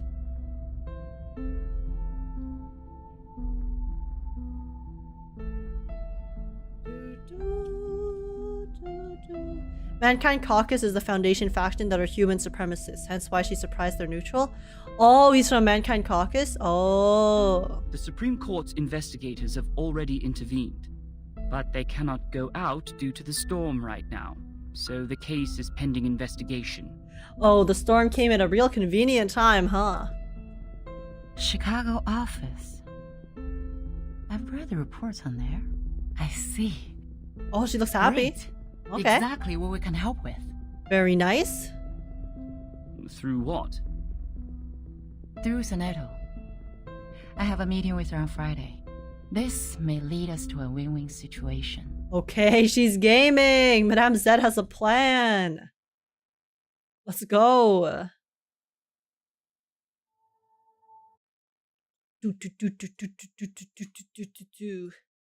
From the ashes, like a phoenix. Low-key, Chicago does have a lot of article offices downtown. Best wishes for the upcoming victory. Yeah, that's probably why they wrote it like that. It will be the final vote soon. It's a stunning victory for us. Cheers! Cheers! May the peace be with us. The group is fully immersed in the joy brought upon the collective glory. The collective glory of what? You're in a good mood. Oh? Z? Hey, Bernard, why do you sound so mean all of a sudden, huh? You must be in the wrong room. Hey, follower, you are literally unnamed and a nobody. How dare you disrespect our lady, Madame Zed, like that? Huh? Huh? Shut it. You can't find those friends who tell Balderdash here. Zip it. Zip it, you fucking nameless weirdo. Bernard stops them with a wag of a hand. He pushes his way through the crowd and comes up to her. What brings you here, our honorable committee member? May I have a word with you, Bernard? Yes. Oh my gosh, finally 2 adults get to speak together. Let's go. Let me check my watch again. It's 3 in the afternoon. I don't think I've drunk that much. Oh my god, did she tell him the stuff and then now he's like, kind of weird. Oh my gosh, Ron! Hello, Ron! What's up? You're free to use the video I made it as you want. Go ahead and post it on Twitter. Okay, thank you, Ron. I just wanted to double check. Yeah, I wanted to DM you about it, but you had you had DMs closed to friends only, so I couldn't. But yeah, thank you, Ron. Okay, I will later. But yes, is that guy the narrator? This guy? I don't think so. Could you repeat that again? You want me to canvas for you? For you? To be more precise, to form a partnership. It will be a mutually beneficial alliance, okay? My. What a creative idea. What can you offer? That's what I want to know. What are her bargaining chips here? Not supporting such a stupid draft next time? Hey! Bernard, you're being very rude, okay? Or recruiting new arcanists for our caucus. What about a witness for the case of Chicago office?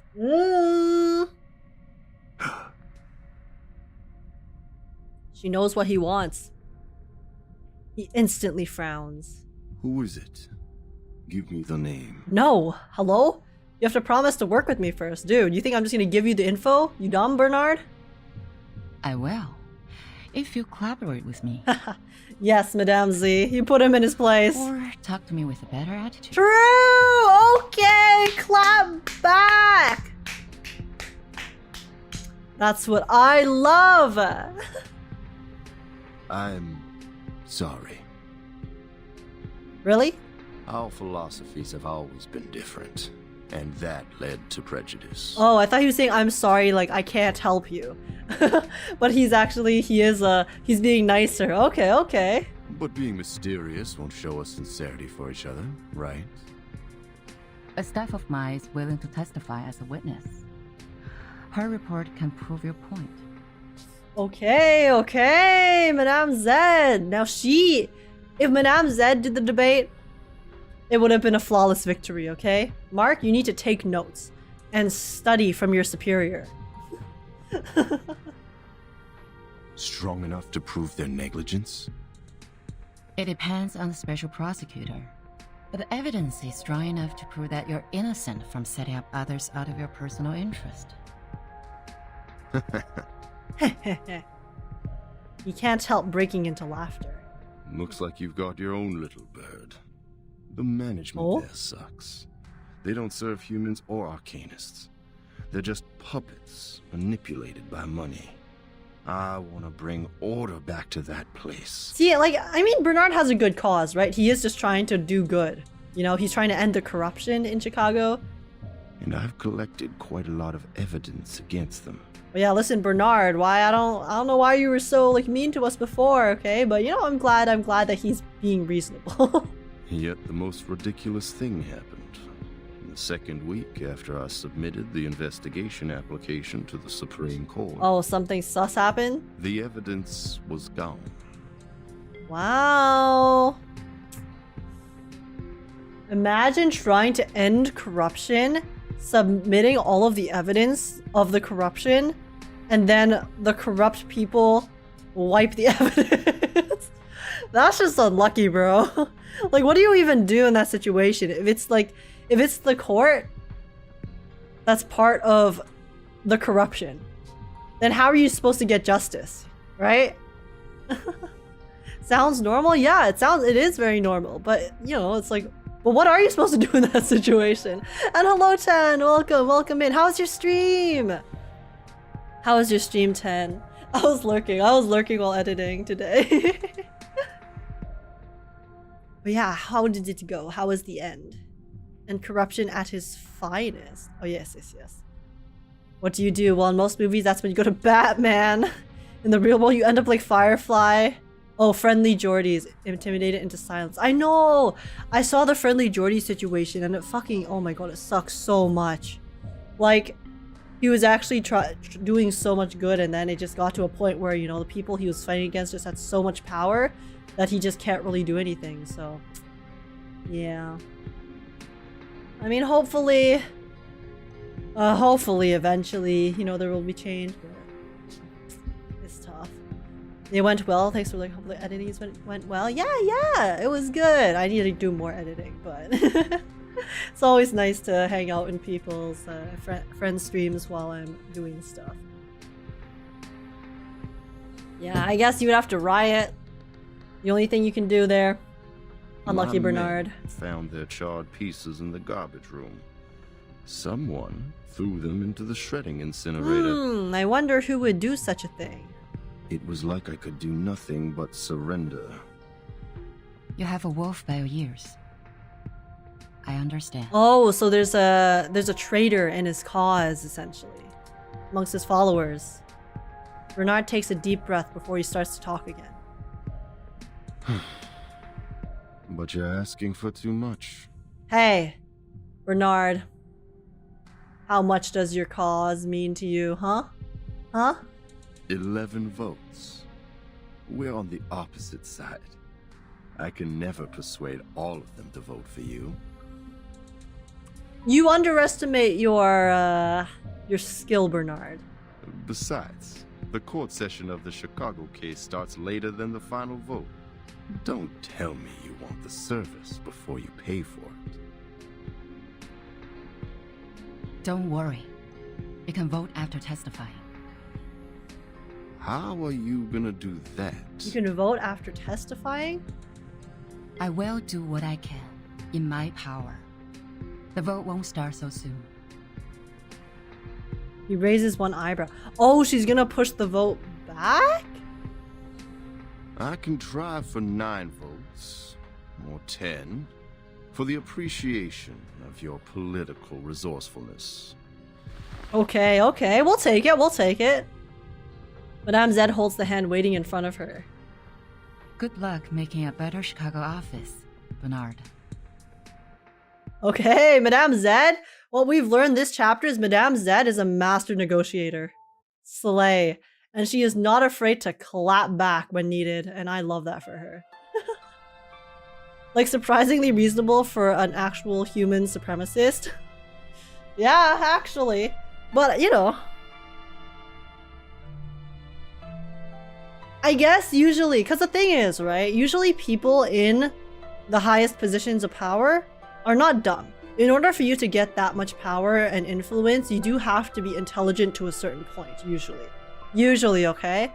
So I feel like even, a lot of the time, there's a lot of people who definitely pander to certain extremes when it comes to supremacists or, different political views and stuff like that.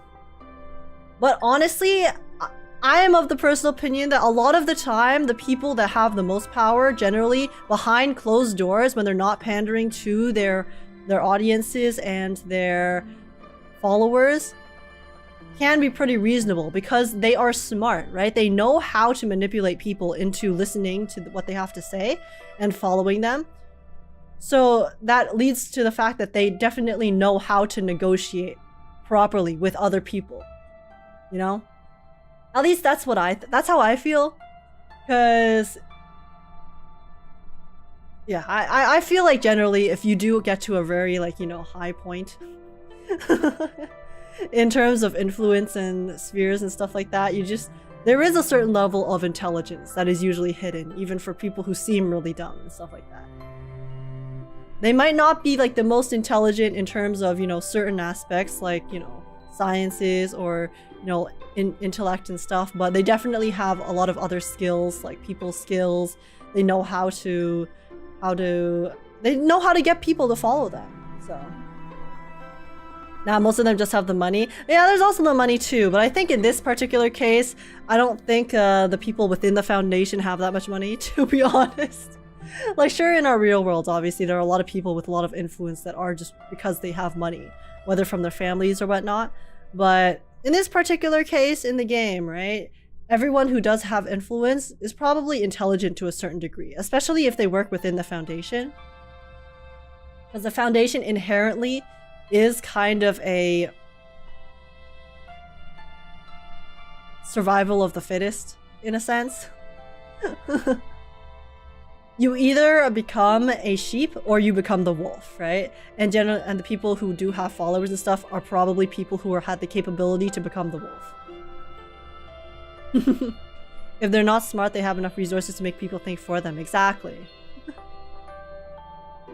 And OMG contact point, one of my favorite charts in chapter 4. Ooh, really? Really? Oh, I'm excited. I'm excited then. And if they can't give Vertina a raise, they definitely not swimming in cash. Well, I mean, there is the argument that they probably just don't want to give Vertin a raise. Because they don't like they gave Vertin the responsibility and stuff, but at the same time, Vertin does and has always been quite rebellious. So she's probably not on the greatest terms with everyone in the Foundation.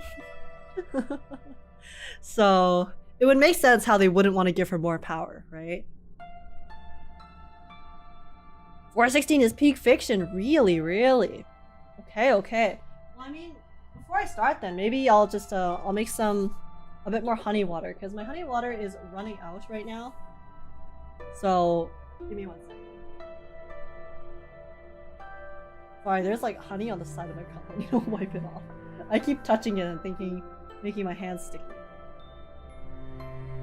Yeah, okay. Give me 1 second. I will make more honey water. And also use the washroom before we do the best part of the chapter.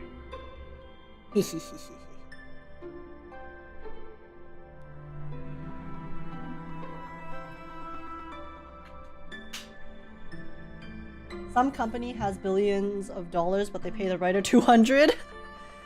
Well, okay, corrupt companies are a different matter though. Because, yeah, usually the people in power in corporations and companies, usually they're just greedy, okay? They just know how to make money and keep it for themselves. So that's why they don't give a shit about the workers, you know? So. But yeah. I'm gonna go use the washroom really quick. And then come back, finish making the honey water, and then we shall get onto the best chapter that you guys have been looking forward to. Sound good? Okay, I'll be right back 1 second, guys. Don't burn down the chat while I am gone.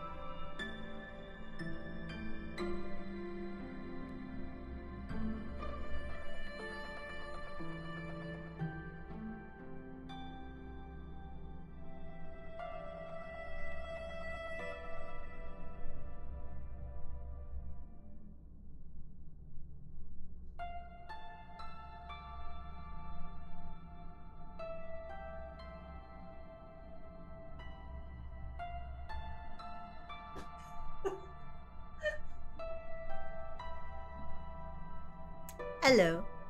Hello, I'm back. I have returned from the loo. Rules are made to be broken. So true, Ken Yip. And welcome in, Ken Yip and Bryce Duck. How's it going? Welcome in. Welcome back. Thank you. Oh my god, Bryce Duck, thank you so much for the follow. Welcome to the stream. Welcome to the farm, and I hope you enjoy your time here. How is it going? Welcome back. Thank you. Share my Dita, you're back with us once again. Oh my god, guys, not the chair cult. Why is the chair cult going so strong on YouTube? For this part 16, watch the story first, and don't forget to check the narrator voice section. It's good. Okay. I will make sure to go check the narrator voice then. Okay, are we ready? Are we ready for... You guys say that 16 is peak, so... Here we go. I'm trying to get the new 6 stars. Oh, like the current one, Shemaine? Or are you trying to get the ones that are coming out in 1.4, 37 and 6? I'm also going for 37. Okay, here we go. Contact point.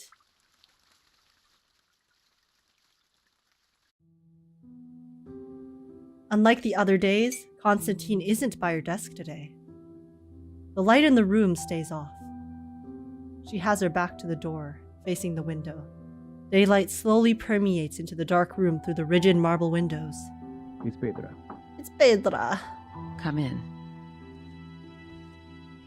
I'm here to report the situation so far.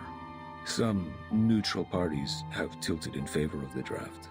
Oh, yeah, that's right. We can sway audiences too. How many? Not a lot of them, but enough to make the votes even. They've always pursued revolution in the Foundation. Looks like Mark has finally persuaded them. Okay, pop off, Mark. I heard Miss Z has been working hard on canvassing too. ... Constantine is like, God damn it, my second in command. But the number of the Conservatives remains the same. We don't have to worry about that. I believe we will still prevail in the final vote days later. What about the other groups? Still functioning as usual. Nothing special. By the way, Bernard and his men paid a visit to SPDM. I didn't get to talk to them. What's SPDM again? Guys, refresh me. What? Because I remember it's, I thought SPDM, was that the Verton & Co? Or is that like a certain place in the Foundation? And oh my gosh, Jelly! My wifey. Hello. How are you doing? School of Primary Defense and of Mankind. Oh, okay. It's a school. Okay. Alright, I got it. Thank you. And yes, the ones that are like now. Oh, you're trying to get Shemaine? Good luck.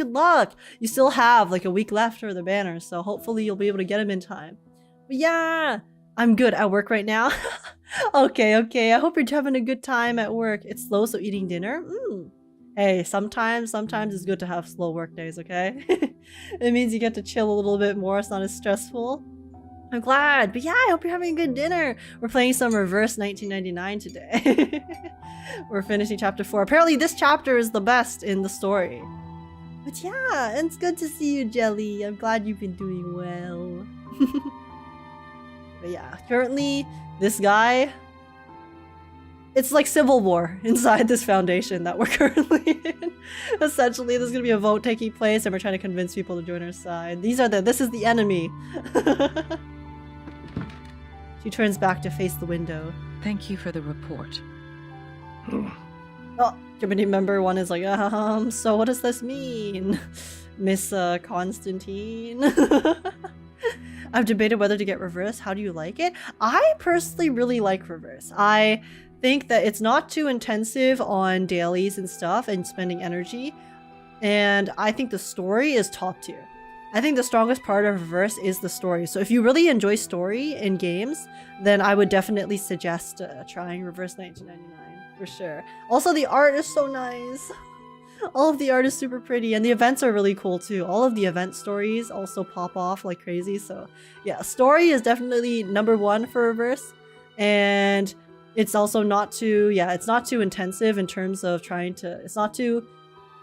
It doesn't require you to spend a lot of time to do dailies and things, so it's really nice. I got like 1,000 ads from TikTok about the character designs. Yeah, and the characters that they keep releasing just get cooler and cooler, and they look so cute. But yeah, I would definitely recommend trying it. The character designs are insane. Yeah, and it's really cool too. I always say this because I think it's one of the nicest things about Reverse is the fact that they actually have a super diverse cast of characters from all different cultures that they release. And then they also have really well written stories for the different cultures too, like different cultures like India, and then also obviously it was talking about the stock exchange in America before, and I'm sure we're going to go to other regions as well later. So it's just really cool because it's very vast in the content that they give us. What do you mean? What do you mean, Jelly? What do you mean? Genshin is a perfect game. Listen to all of the fans. It's perfect. Nothing is ever wrong with Genshin.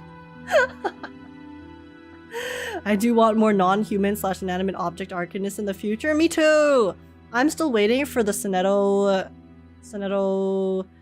coat rack skin. So. And it's free-to-play friendly. Yes. And another thing is Reverse is very free-to-play friendly too, so it's really nice. The recent event story was top tier. Yes, for sure. I enjoyed it so much. I meant nothing. Yeah. A certain game of Hoyo could never.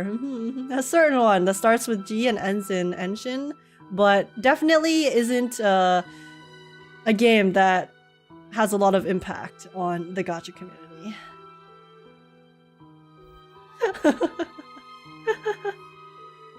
I've gotten multiple 5 stars in one pull. Well, Bryce, I think that is just a issue of luck. I think you were just really lucky because I also still have not gotten more. Oh, 5 stars. Oh, sorry. I thought you meant 6 stars. But yeah, yeah, for sure. And the 5-star rates are very good too, and all of the characters are very strong. So you can clear a lot of the content without needing to actually swipe, really. There is no war in Genshin Sing Se. Exactly. Even give free oranges. Got to get that vitamin C. Is it vitamin C? Starts with G and ends in Enshin. It has a lot of impact. What game could that be? I don't know. Anyways, let's continue the story. She's never been so persistent. Madame Zed? What do you mean? Madame Zed is actually PogChamp, okay? She is one of the best characters. She's so nice, and she's always trying to do what's right and fight for the greater good, and I love that for her. Do you know why she's been so different this time, Pedro? Maybe because she has a conscience?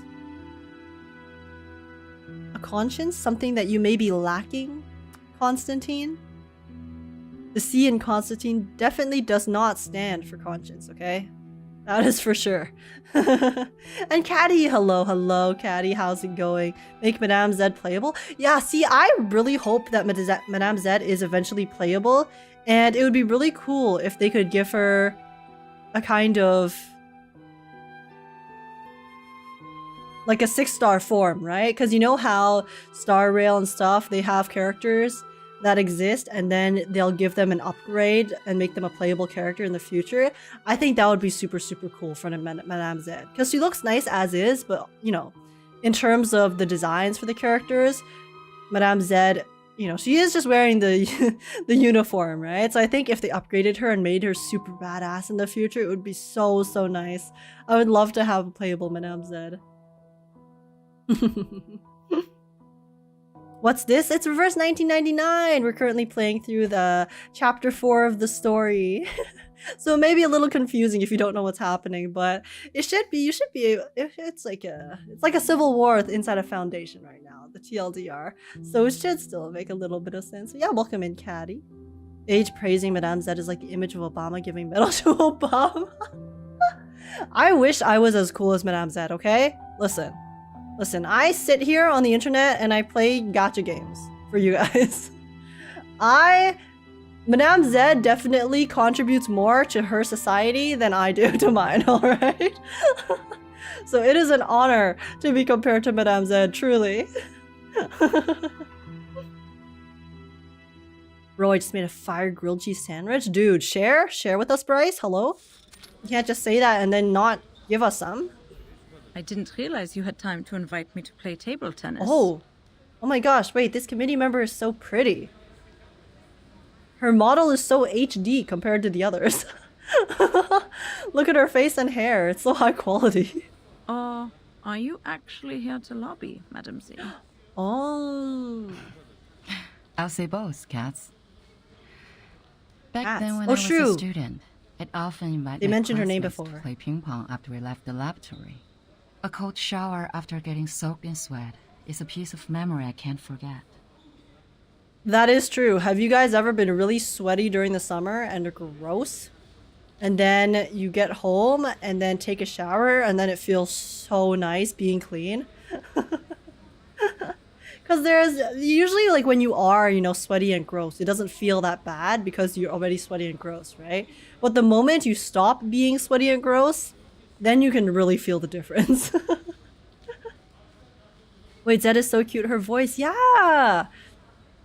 Madame Zed, we all love Madame Zed here, okay? She is the apple to my eye. Even though there's an actual apple. But she's the apple of my eye. She's a scientist and a politician. She has quite the resume. Grew up in Hong Kong but graduated from the London Uni. Oh, really? Oh, so she canonically did grow up in Hong Kong? Hey, that's really cool. Wait. Wow, my parents are from Hong Kong. Hey, yo.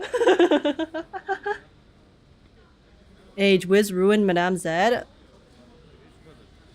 I'm gonna pretend I didn't read that message and wipe it from my memory. See, a cold shower is a memory that she can't forget. That message is a memory I can forget. Okay? So. You remind me of the old days in the table tennis varsity. There's a table tennis varsity? There's no table tennis varsity here in Canada. That's all I'm saying. You're the only one I can practice with here. Serve it, Madam Z. Let's compete. Oh. Okay. Oh my god, look at them! Backhand chop. Great. Oh my gosh. Wait, Madame Zed took off her jacket! This is so cool. Wait, guys, screenshot time. Guys, come get your screenshots. Photo time. All right.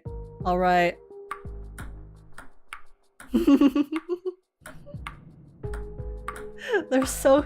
It looks... You know in a character, you always see them in the exact same outfit, and then you see them in a slightly different variation a single time, and then it feels very bizarre?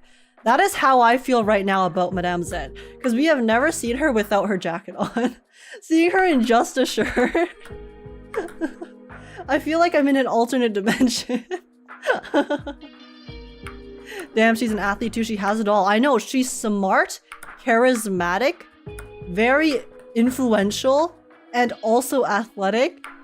Save some from the rest of us, hello? She nimbly picks up the white ball and bows. Again. Ready to go. Hey! Oh! Nice shot. Madame Zed strikes. The little ball flies over the net in an extremely low parabola and goes into the unguarded corner of the table. Never in my life have I heard someone describing any sort of sport action with the word parabola. Katz turns her body to one side, striking the ball back confidently. We're planning to revise some articles in the draft. Oh, I see what she's doing. So she's here to network. She's negotiating while they have a friendly competition. Okay. Which articles? The article is about strengthening the control of registered arcanists. You're right. We do need to improve the credibility of the Foundation in the outside world. Yeah. I feel like the outside world, their view of the Foundation is kind of like, who is this weird corporation that kind of exists and tries to meddle in our affairs all the time? Tell me more. The Timekeeper's power to discipline should be transferred back to the School of Discipline and the Foundation. Oh, okay. So how will that work? The Foundation will conduct a unified risk assessment on Arcanists to ensure this team is always under control.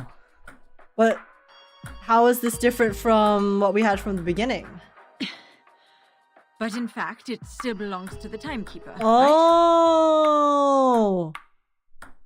Okay, so the Arcanists will still technically be under the Timekeeper's power and subordination, but the school will educate them. But, I mean, isn't this like just a reasonable outcome in general?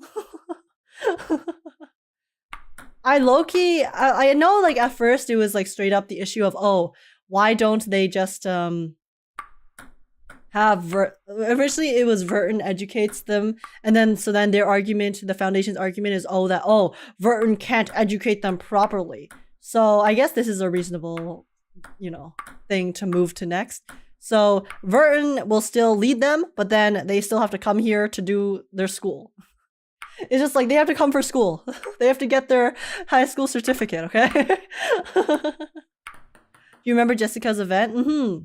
Yeah, it's where she was basically getting that certificate from the Foundation and learning. More like an assessment test. What happened to Jessica versus Blondie when they were brought to the Foundation? Oh, yeah. Because Blondie basically was like allowed to just... They assessed her well, and then Jessica had to go through more. Jessica had to go through more training because she was so rebellious, right? That is our minimum requirement. And you will not change. Oh? I didn't expect you to compromise. 3D? It's not a compromise. It's a reasonable amendment to the draft.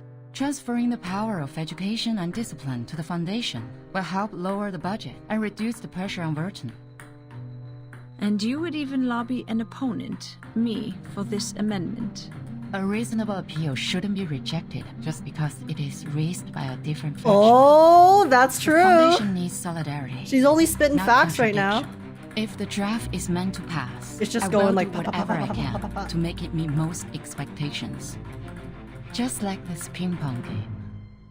Friendship first, competition second. Oh? Legislation shall serve the people. That is statistically impossible to happen during a ping pong match because the net will never be. You have my vote, Madam Z. The net will never be strong enough to hold it up like that. But I recognize the symbolism. that was really well done. Okay, she convinced another member. Let's go, Cats. A vote is not the only thing I need, Cats. Yeah, I need a victory in this ping pong game. Madame Z likes her because she looks like Tooth Fairy. She does kind of look like Tooth Fairy, but listen. That just means that they're both pretty, okay? Tell this to politicians IRL. Yeah, just invite the politicians to a ping pong game and then I'm sure you'll be able to negotiate with them. Okay, you guys said to go to the... Listen to the narrator guy, right? I have to say... I have to go to the main story for that, I think. Wow. 16. Where is narrator? Hello?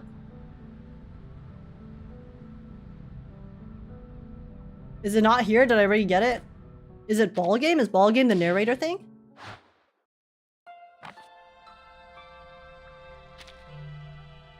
Oh, okay. Okay. Ping pong. Ping pong. Ping pong. Ping pong. Ping pong. Ping pong. Ping pong pong. Ping pong pong. Ping ping ping ping ping ping. Sorry, that's the only thing my brain can think of. Shiny, shiny nation, rise up. Yep, agreed. It's too noisy. You were looking at the little ball made of plastic. It hops from left to right, making an annoying sound. Hey, listen, it's cute, okay? But all we can do to it is look at it. Just like all you can do to me is tolerate my existence. For both of us have nowhere to go. Who is this narrator? I want to know. Like, because he always speaks to us directly, but is not a character in the story. So I feel like the narrator might actually have a role to play in the end game of Reverse. And it'll be really interesting to see how the lore unravels with him. Ha! Look at your frowning face. It's honestly one of my favorite narrator segments in the game. There's so much to unpack. That ping pong ball looks like tacky. No, doesn't this ping pong ball look like Dream's face? His mask? That's what the mask is. Ha! Oh, whoops. Look at your frowning face. Your face wrinkles from the eyebrows to the nose tip, but people can barely see those light furrows. We know what that means. You have a poker face, and it's never your fault. But for now, your face is not the thing that matters. Well, maybe for someone it is, but still, it's not. Sorry, I'm like trying to comprehend what he's saying, but I don't fully understand. You know what really matters? The game.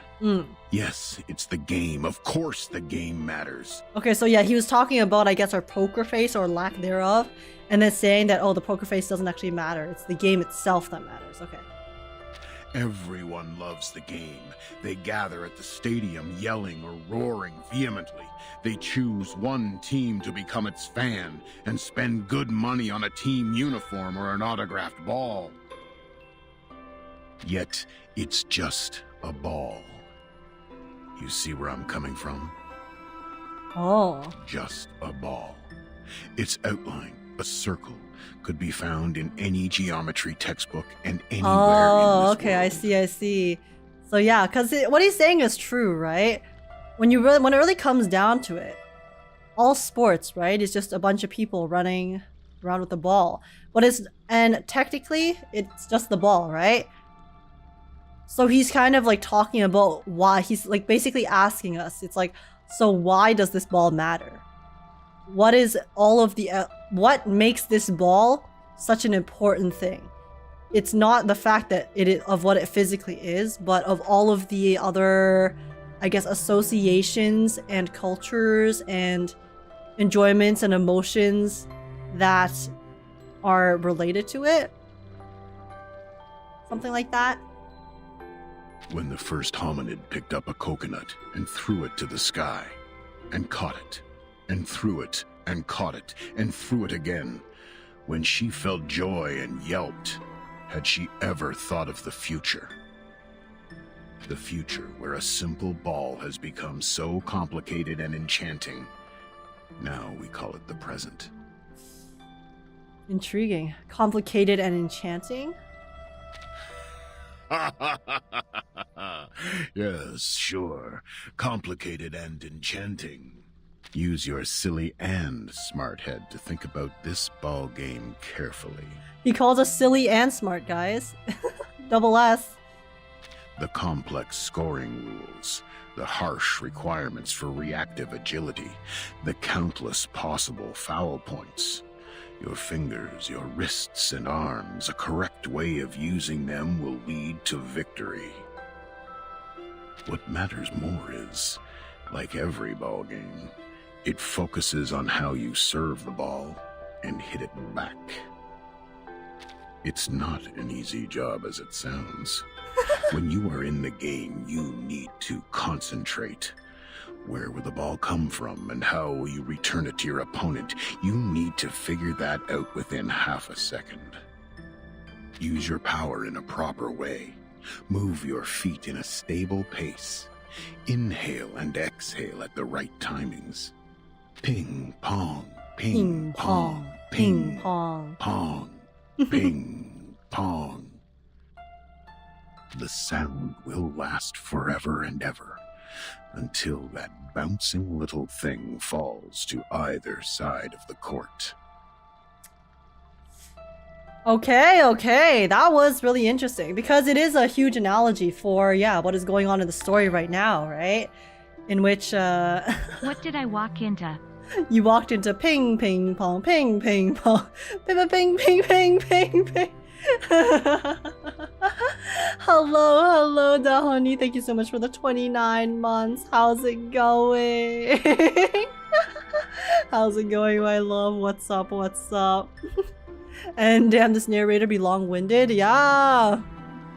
But he was, I guess this is like all a huge analogy for the game that's going on right now, right? The debate. How they're kind of going back and forth with trying to sway people to either side. And until it finally, lands on one person's side and falls off of the table, so the debate actually ends, it'll just keep being a back and forth between the two sides trying to fight for victory. And it's very interesting. And then and then obviously it uses the ball analogy itself as, so why exactly? So at the end of the day, it's sometimes in terms of this draft, the draft that they're trying to pass, the draft is basically the ping pong ball, right? And what the narrator is essentially saying or alluding to is the fact that at the end of the day, the draft is obviously the most important thing here, but also, in a sense, it's also not important as all, because what is truly important and what truly gives the draft power is the fact that the two sides are currently, in a sense, fighting over it. They are both sides are basically fighting to have the public opinion of the Foundation at the moment and to lead it into the future.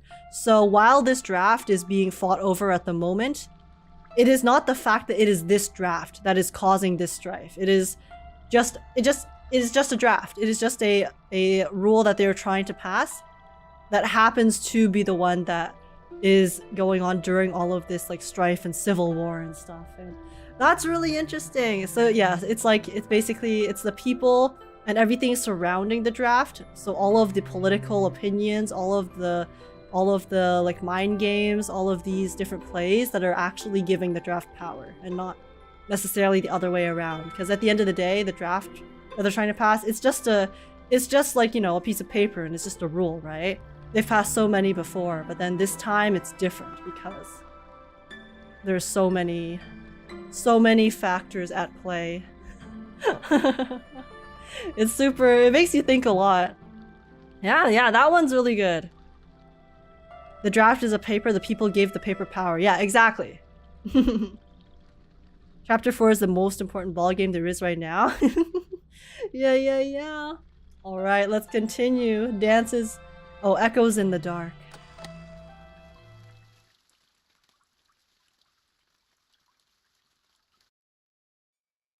Days later. Oh, wow, there's a time skip. Okay.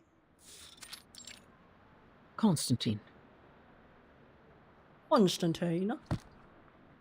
sitting behind the rostrum, looks up. She takes off her reading glasses and closes the book in her hand. Has the voting started?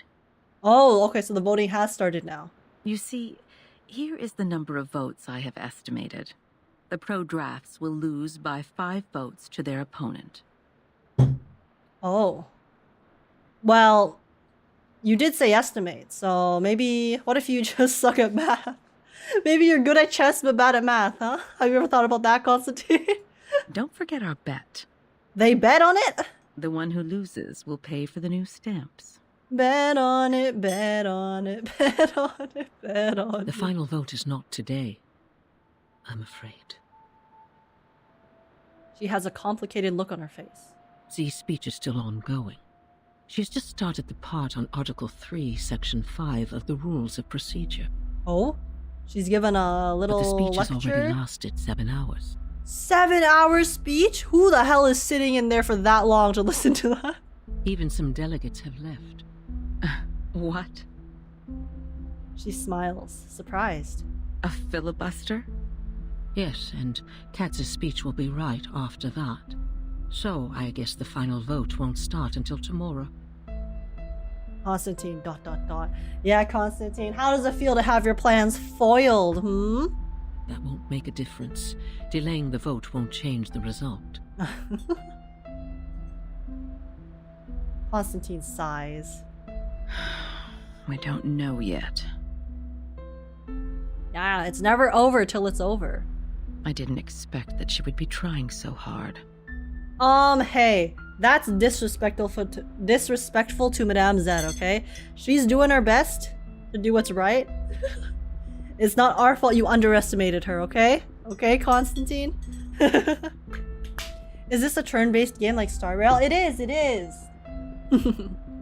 But for me, this is not necessarily bad news. The filibuster will only have 2 outcomes. 2 outcomes, people listen or people don't. It is either one of the parties wins over 2/3 of support and gains victory, or both parties get stuck in a tug of war. Oh. If this tug of war doesn't end with a clear outcome, the Storm Reformation will end up completely dead and forbidden to be discussed within 5 years. Oh.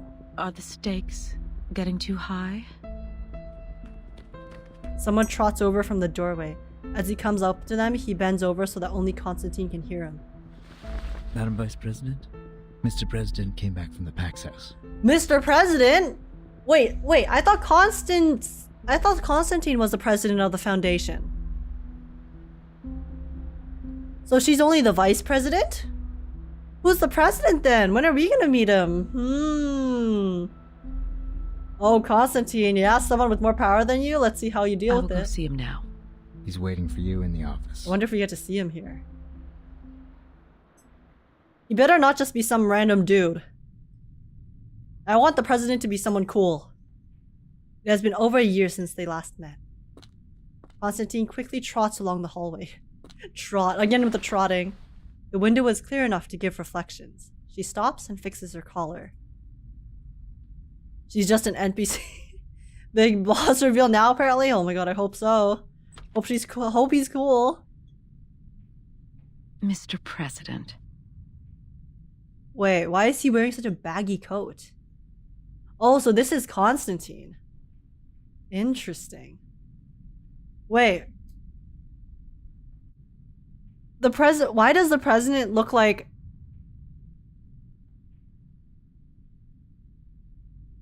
a homeless guy? Good day to you, sir. May the peace be with us. May the peace be with us. Like he has bedhead, and he's wearing baggy pants and a long coat. Like the silhouette. Are you feeling better these days? I can still hang in for a few years. Thank you. Oh, so he's sick? Are they doing all right? Just as usual. Nothing to worry about. He gives Constantine a small wave in the shadow. She walks up to him. Oh, we can see a bit more of the coast. I'll stay in the Foundation these months. The agenda is well arranged. Oh. There is something more important that I must tell you in person. More pieces to add to the game board? Constantine nods and bends over to listen. The shadow of the president casts on her. I did not understand what he just whispered. I heard... Did he say Le Mans? Was he speaking French?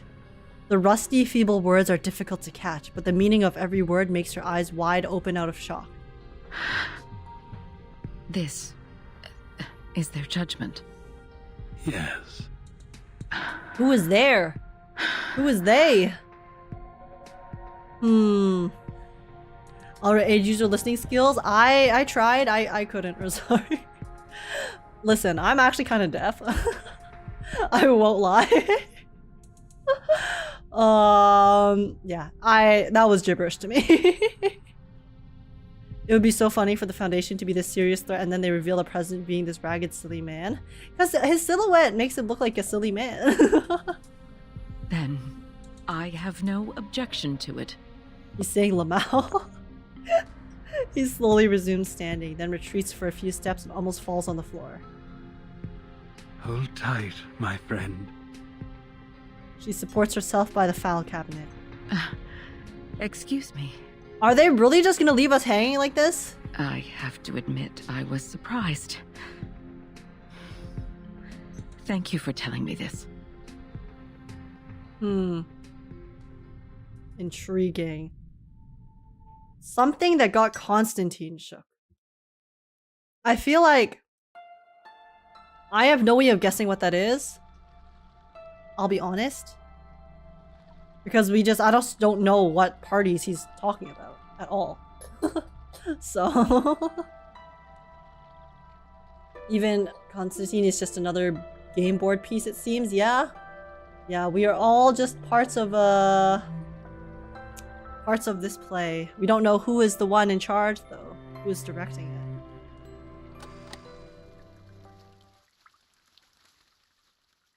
Road of a puppy? As witness? Oh, Sonetto is the witness. Yes. Your report means a lot to him. I can provide the report, but I have no experience in court hearings. It's okay. Practice now. If I say something wrong, will it affect the special prosecutor's decision? That's an unexpected question. Madame Zed's voice turns gentle and soft after a moment of speechlessness. Sonetto, testifying is not taking exams. The court doesn't need a skillful witness. Listen, Sonetto's nervous, okay? Honestly, if I was called to be a witness for a case too, I would also be super nervous. I wouldn't want to say something wrong, right? You know, you've seen so many dramas and court cases and stuff where the lawyers who are really, really good are able to bait people into saying things that don't necessarily... that might be kind of damning, even if it's not really that bad what they're saying, but then they twist it in a way where it like supports the enemy's argument and stuff. Law and court? Scary. Just honestly tell them what you saw. Focus on the point, and don't distort the facts. The Supreme Court, they value the sense of justice of the youth. Sense of justice. But isn't the Supreme Court the ones who, you know, destroyed the evidence? Or I guess someone within the Supreme Court? And that's a noble quality you have. I will do my best, Madam Z.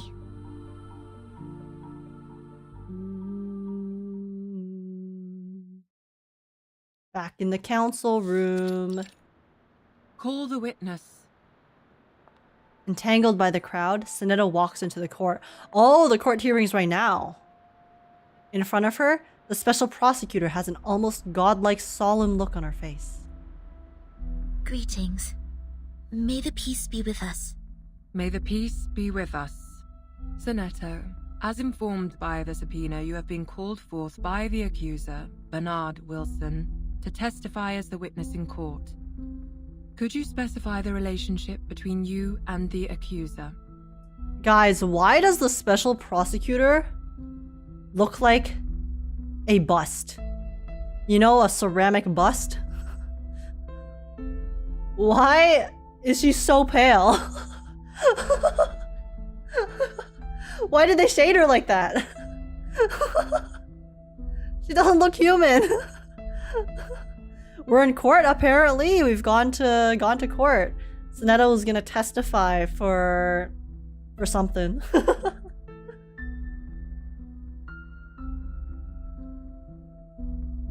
The Chicago office did not the Supreme Court. Oh, okay. And yeah, but this is Sunetto we're talking about. The girl's more efficient than the NASA supercomputer tri-unraveler.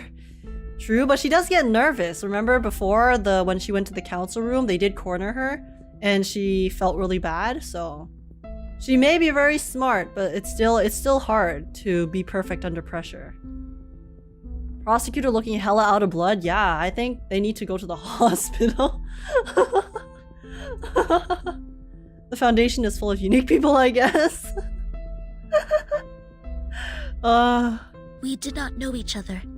I heard of him at work, but we rarely worked together. Then why did he call you? I was one of the parties involved in the 1929 storm incident. I submitted a detailed report of that. He searched the database and found the report, so he made a request for access to my supervisor, smart. Madam Z. Obviously, you don't want to tell the full truth of how it was a negotiation. Then, Madam Z asked if I would be willing to provide the report and attend court as witness. Could you tell me the reason why you agreed to testify? Why not? My immediate supervisor is having a long-term treatment, and there are more time slots available on my schedule. I am happy to be able to make a difference during the time and defend the established facts. Okay, Sunetto, okay. She's given some nice cookie cutter answers. Okay, that's what we like to see in court. So then they can't take anything out of context. Nice. Prosecutor looking like a Dr. Ratio statue. Yeah, next thing you know, she's gonna get some chalk and then throw it at her. She's never seen the sun, stuck in nothing but courtrooms. Damn. And we'll be heading off, gonna drive home. Oh my gosh, okay, Jelly, drive safely, and I hope you get home safe. And I'll catch you later. Thanks so much for coming by. It's really, really nice to see you. We're gonna chat more later. And yes, get home safe, Jelly. Take care, and I'll catch you next time. Have a lovely rest of your day. Sunetto bureaucrat mode. She's the perfect lawful good girl. Yeah, she is. She is the epitome of lawful good. More importantly, in the middle of court, spins baton.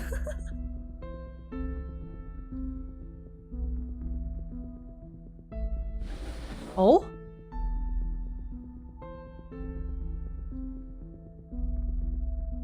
Sunetto musters her courage. Sunetto musters her courage and presents a box of files on the desk. I personally believe that there is still much room for improvement for the Foundation's office in Chicago in the United States. The special prosecutor seems slightly surprised. What is this, Miss Sunetto? This is a record of all my travels from the time I received the promotion order in the research center to go to the office in Chicago in the United States, to the time I went back to the headquarters of the Foundation when the storm came. Wow, she made a really detailed report. Holy crap. This is the field report and diary I wrote about the storm in 1929. What point do you make? I would like to prove that the Foundation's office in Chicago in the United States violated the Declaration, Fight for the Peace and Order of Mankind, and the rights of some humans and arcanists. Okay, damn, Sunetto is pulling out all of the evidence. She has the receipts. Slay? And gotta say, it felt weird having her wear that outfit during the trial. Yeah, but I guess this is her, her default outfit right now. You're tarnishing our reputation! Someone leaps to his feet on the other side of the table. Well, yeah, that's the point, because you guys are corrupt. So yeah, we are tarnishing your reputation. He is the assigned director of this constituency, the defendant of this court. I request a debate duel. I won't allow her to distort the truth like this. Mr. Seth, I haven't checked these files yet. Silence, please. Your Honor, you can examine the files one by one while we're having the debate duel. Damn. I can't bear to see the long history of our office slandered in this way by a newcomer. I demand a duel with her. Why? We are in court. Why is he demanding to 1v1? Is this a thing that happens in this world, I guess? So it's kind of... So yeah, we're having a court battle, presenting evidence, and then suddenly 1v1 me outside, bro.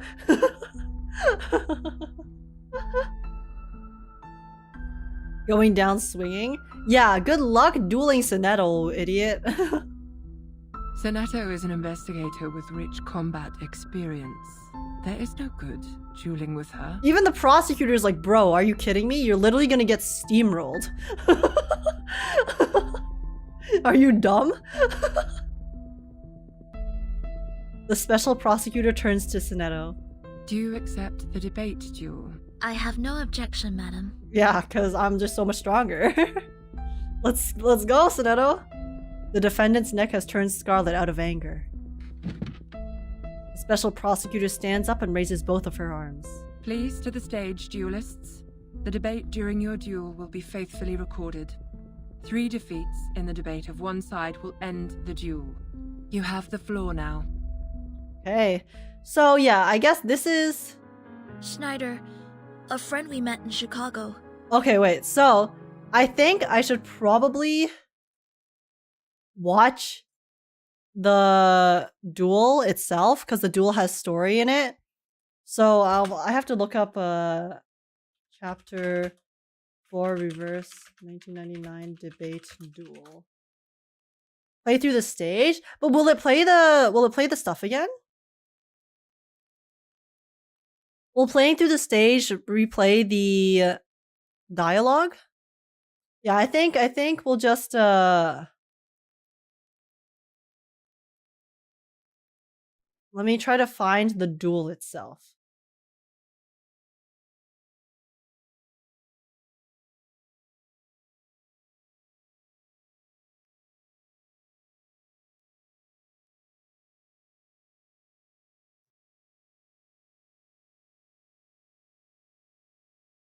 Okay, give me a second. I'm searching. The result. Sense of justice. And written on it. Hopper's. Oh, whoops. That's too far. Your Honor, you can examine the files one by one while we're Defeats in the debate of one. A friend. Oh no, this doesn't have the duel either. It just has the story. Where is the duel? I want to see the duel.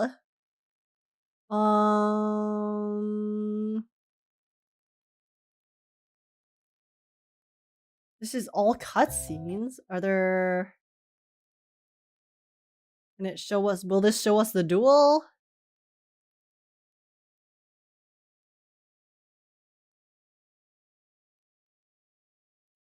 slandered in this way by a newcomer. I will be faithfully recorded. The floor now. Of the office. Okay. Here we go. Okay. So we'll watch After Shift Hobbies one. Oh, here I'll link it in the chat. So if you guys do, you want to go see it yourself later too. But yeah, so we will watch this one on YouTube because I don't have the battle right now, so we have to see it on YouTube since I already completed it. But yes. This is one disadvantage of not playing the story live in this game. Yeah, I didn't realize because before they didn't have this issue because it was just like the boss battles and stuff, right? But I guess in this one, in this chapter, they started making it so that the story is also within the battles as well. So yeah. Wait, Chen says you can select story mode in the level menu? Wait, let me test that. Oh wait, that's not it.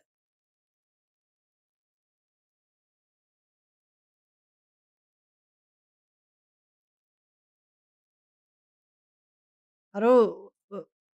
Where? Wait, Ken, explain. Actually, it doesn't work. Oh, okay. Okay, then we'll do the YouTube video. Yeah. No, because I did remember. I like wondered if it does like show the thing because I know for the events, if you go back here, it will like show you the it will like show you like the play again here for the event. If you see, I can show you right now. If you go back to the event story and you want to play it again, it allows you to play the story. But I guess it doesn't do it for the main story quest because there is the Atlas. Because the events don't get recorded in the Atlas. That would be cool if the events did get recorded though. But yeah, okay, we'll watch this video of it. You have the floor now. And yeah, let's see. I have decades of historical materials of the office and know it better than anyone else. While you were in office for just 3 days? What makes you think your testimony is more valuable than my materials? Then show your materials, idiot! Also, wait. His Sonetto skin is so slay. Is this a skin that's gonna get released in the future? She looks so good. Whether the history is long or short, it does not. That's Druvis? Oh! Wait. But I got confused because this hair color is the same. Affect the validity of the facts. Article 78 of the International Law of Procedure states, any individual who has knowledge of the case and has an independent will is obliged to testify as witness. Hereon, I shall prove the value of my testimony. Dude, you're trying to fight with someone who has all of the rules memorized. After the storm, half of the staff in the office were absent from work. I learned that this was permitted by the director. They were required to sell alcohol in speakeasies at night to make a profit for the office. God damn! The malpractice at daytime was therefore tacitly approved. This can be found in photo appendix number 3-12-8. Oh wow, they literally sold alcohol illegally at night because they were broke. So then during the day, I guess the director was like, yeah, you guys can sleep, I guess. What the? Slander! It's individual behavior of the employees who do not comply with the rules. Yeah, the entire office? That morning, I feel like, you know, if the entire office doesn't show up to work, then there is an issue. If it's 1 or 2 employees, then yeah, but your entire office didn't show up, bro. Your argument makes no sense. An hour and a half before my encounter with Timekeeper, a procession appeared in the square in front of the office. They were mostly humans, with a few arcanists. They were protesting against the high registration fee charged by the office for registering their identity information. Oh. In addition, there was a racial brawl in the square, but the office did not send anyone to pacify the crowd or maintain the order. Guys, she is literally just going down a list of all of the things they have done wrong. It's never ending. They have committed so many crimes. Do you have any evidence? I wrote them in my diary. Does that count as evidence? Yes. Please tell me which page it is on. Oh. These are all insignificant glitches. To be honest, you can find similar problems in any large institution in the world. As long as we manage the office in a different way or change the staff, it would be improved. But you claimed that we violated the Declaration of Peace. This is pure slander, gross defamation. Defamation! This is a defamation lawsuit. It's not. This guy is grasping at straws. I am not slandering the office. Schneider. Why is she suddenly thinking about Schneider? You refuse to offer a human, no, Oh. an entire family, the shelter of the Foundation. Oh.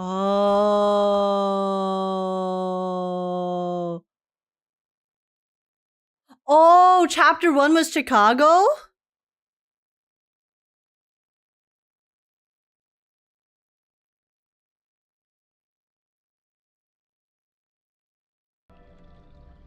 Chapter 1 was Chicago?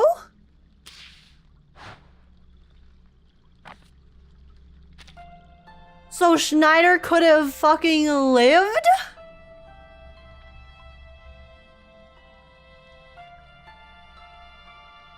Nah, fuck this guy. Can we execute him? Let's bring back the death penalty. Yeah? Yeah? Agreed? Everyone agreed? Okay, I've just skipped through like half the story here, so don't mind me. Oh wait, this is the wrong one. Guys, I say we bring back the death penalty. Agreed?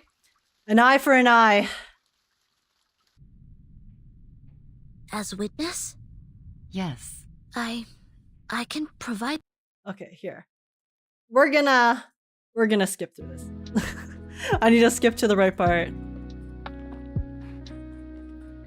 Man, oh, well, if I press skip, will it skip to the very end? Okay, it does. Okay. Oh my god, I thought this was like a separate like issue in Chicago, you know?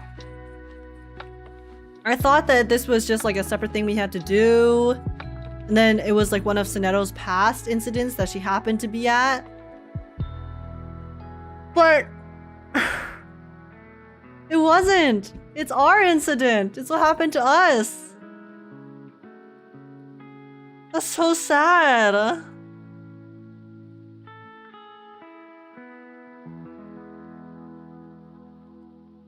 No. Fuck this guy. What the hell? His corruption killed our friend.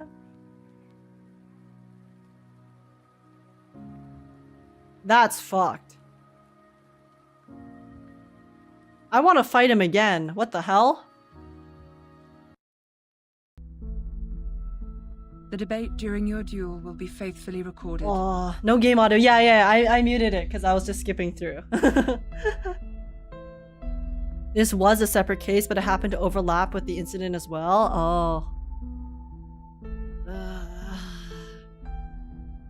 Man, execution via reversal in the storm. Yeah, can we send this guy in the storm? And then have him experience what Schneider had to go through? Maybe then he'll understand the true sins of his actions. 3 defeats, and you have the floor now. Okay. Schneider, a friend we met in Chicago. Oh. A separate case that just so happens to connect with ours. No, yeah, I know, like we're arguing for a separate case, but then I didn't know that this case like happened to be related, because it is related to our case from chapter 1 as well. She once chose to join the Foundation under the pressure of both the Storm and Manus Vindicte. But instead of offering any solution or help, you just gave her a rejection letter. I found this letter in her suit pocket. It had a small line written on it.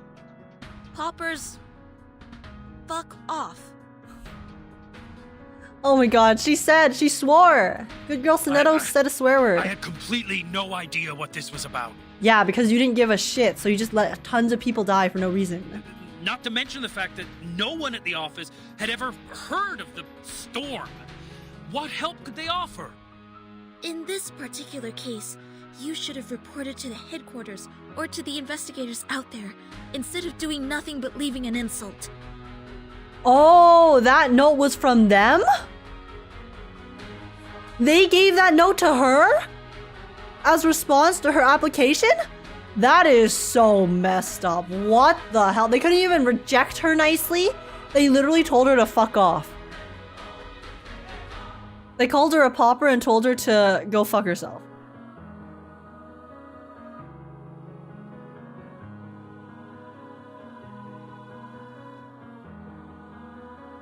Guys, I'm about to have a real issue.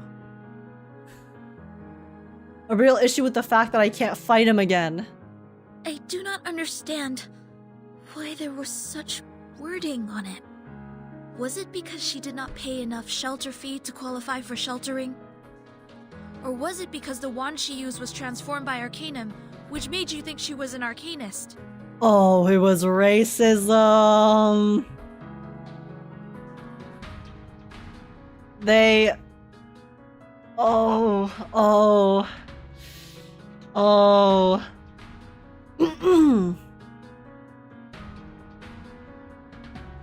They were racist.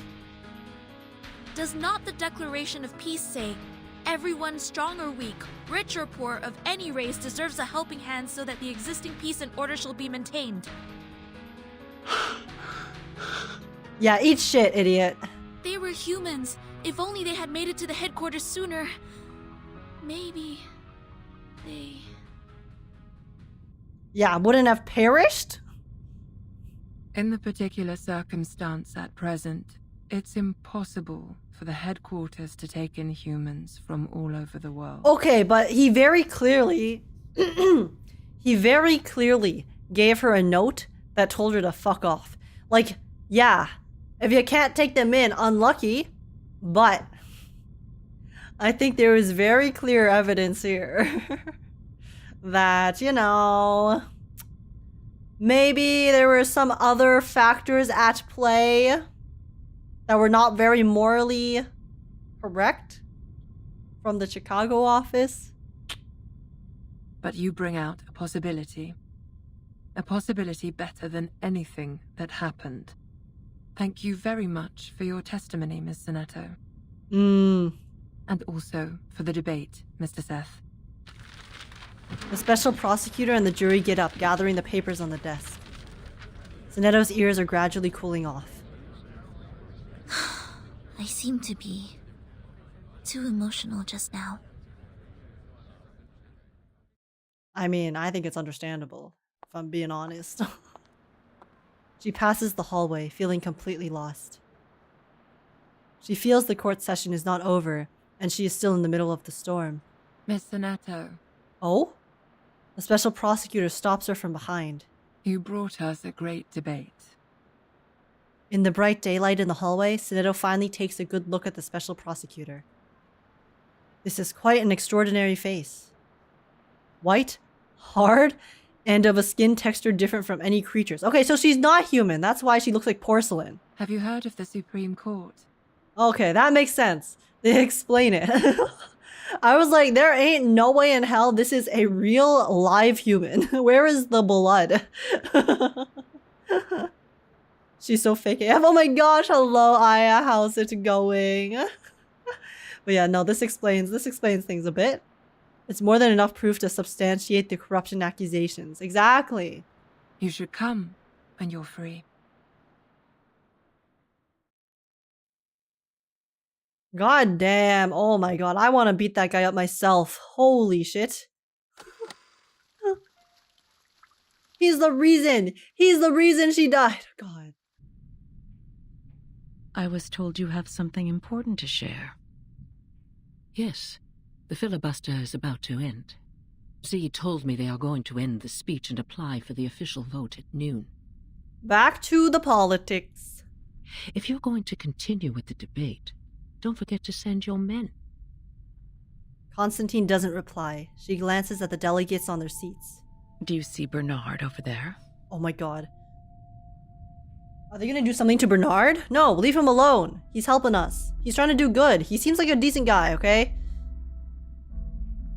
Theory, she's not a living person, but merely a homunculus, controlled by the real special prosecutor. Yeah, I mean, I wouldn't doubt it. There's lots of magic and powers here, so... Yeah, doing good, King. Hey, glad to hear.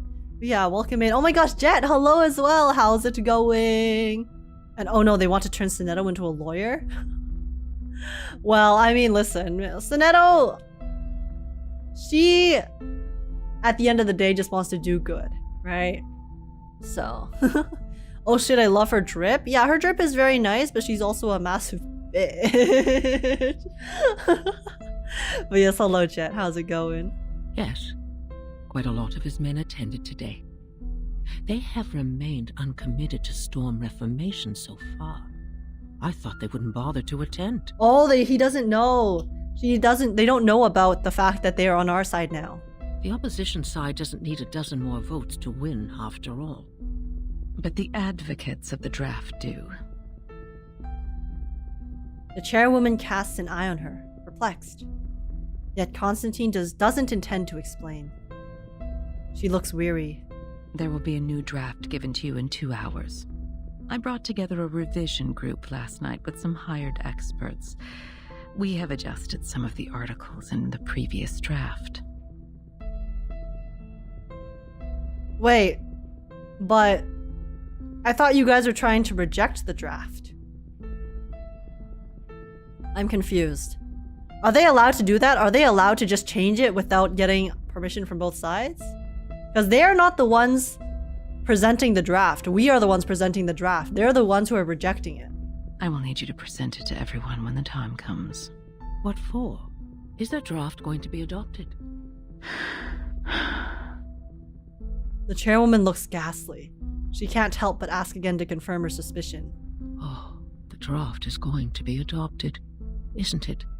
There are things that even I cannot maneuver. Oh, okay, so they lost, so she's trying to like change it a bit still. I think that's what's happening here. I think that's what they're telling us. So they've admitted defeat, but they're trying to kind of negotiate. And hello, Ashley Yay, welcome in. Oh, Ashley Yay. Ashley, hello, welcome in. Lovely to meet you. Welcome to the stream.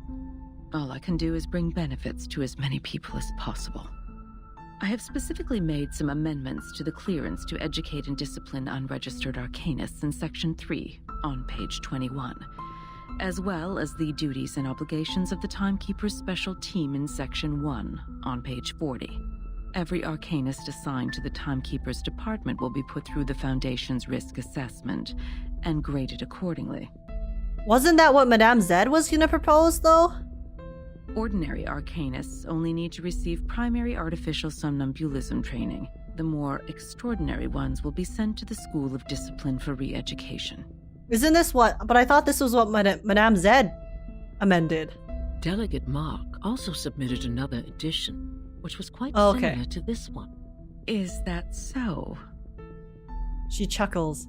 It is a half relaxed and half bitter smile. Well... Very well. I'm pleased we have reached a consensus even before we meet. Oh, okay. So like both sides kind of wanted to amend it like that. Here are more things we have revised. Given their resistance to the storm, the Timekeeper's special team will take up more work related to Manus Vindictae. The Foundation will utilize their abilities. I guess that makes sense. At the end of the day, we still work under the Foundation. She sits down on her chair. We've also fine-tuned the details. They will be given more executive power while the Foundation retains control over all things. Remember, we have to make everyone aware of these changes before the voting starts. We have to make sure this version of the proposal is the one that gets the final approval in the end. Understood.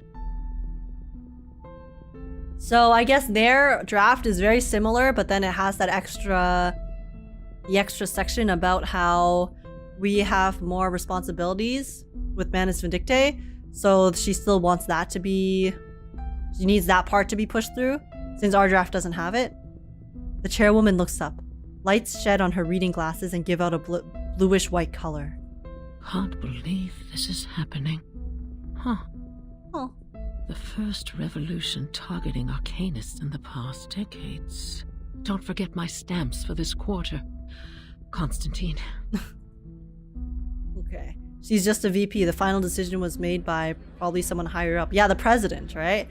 Because the president told her something. So then... And then Constantine made changes. So it might... Her changes might have something to do with what the president told her before. So... Yeah. The right side of the hall is where the most eloquent people gather. The lecture area. Madame Zed stands on the podium. After the long speech lasting for days, she feels herself physically struggling to go on. See, I still find that super impressive. How the hell does she give a speech for more than 1 hour? I would pass out, bro. And hello, thank you, Wiz, for the water I shall drink.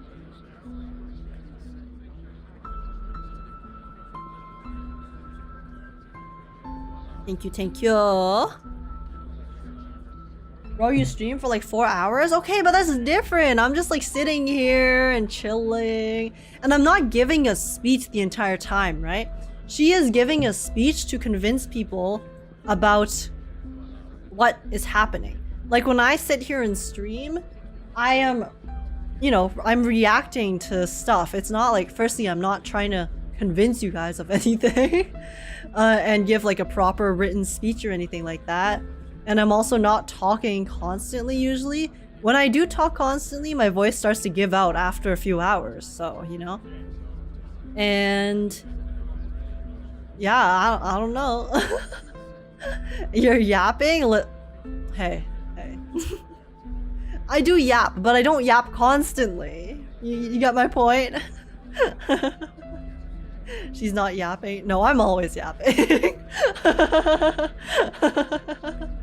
We all speak Japanese here.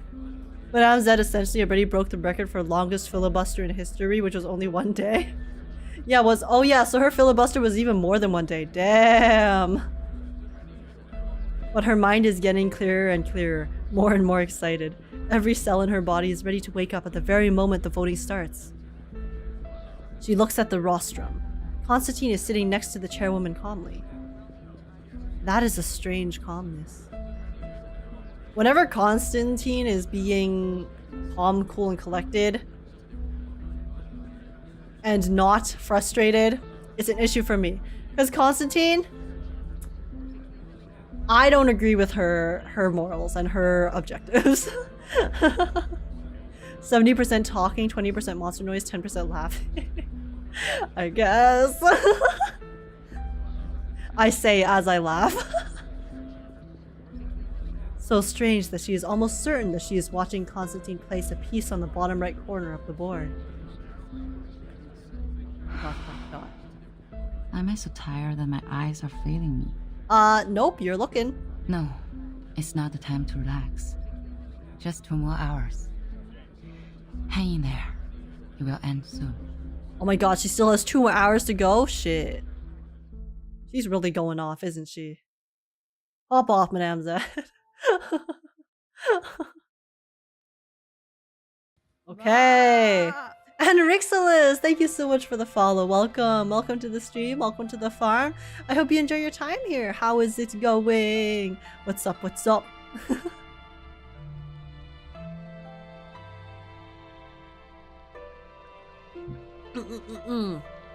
Okay, picnic on the lawn.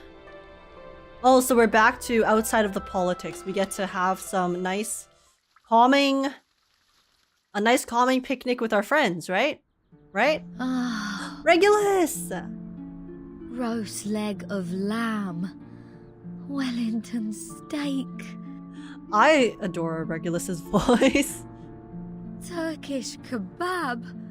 Oh, I want meat. Out of context? They are starving? Oh, true. But I mean, has it been 4 weeks?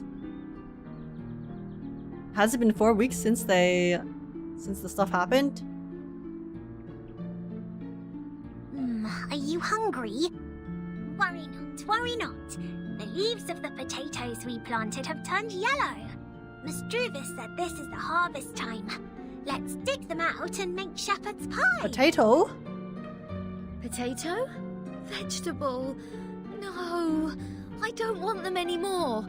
Oh, so they still have food. It's just that Regulus doesn't want to eat veggies.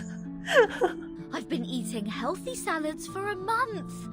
I want meat. I want rich, juicy, meaty, sinewy, savory, sizzling meat. Damn. She is really desperate right now. And surprisingly, among all the revealed ENVAs, only Regulus has an extensive game VA background. Oh, damn! Oh, yeah, because I remember I looked up a list a while back to see who all the VAs were, and it wasn't complete. Well, that's really cool.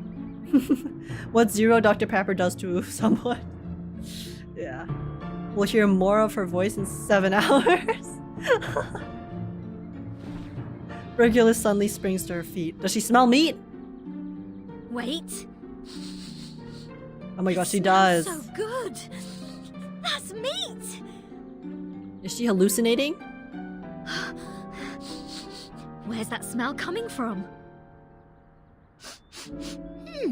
I do smell something good as well. Is this bait? Are we being baited? Like wild animals?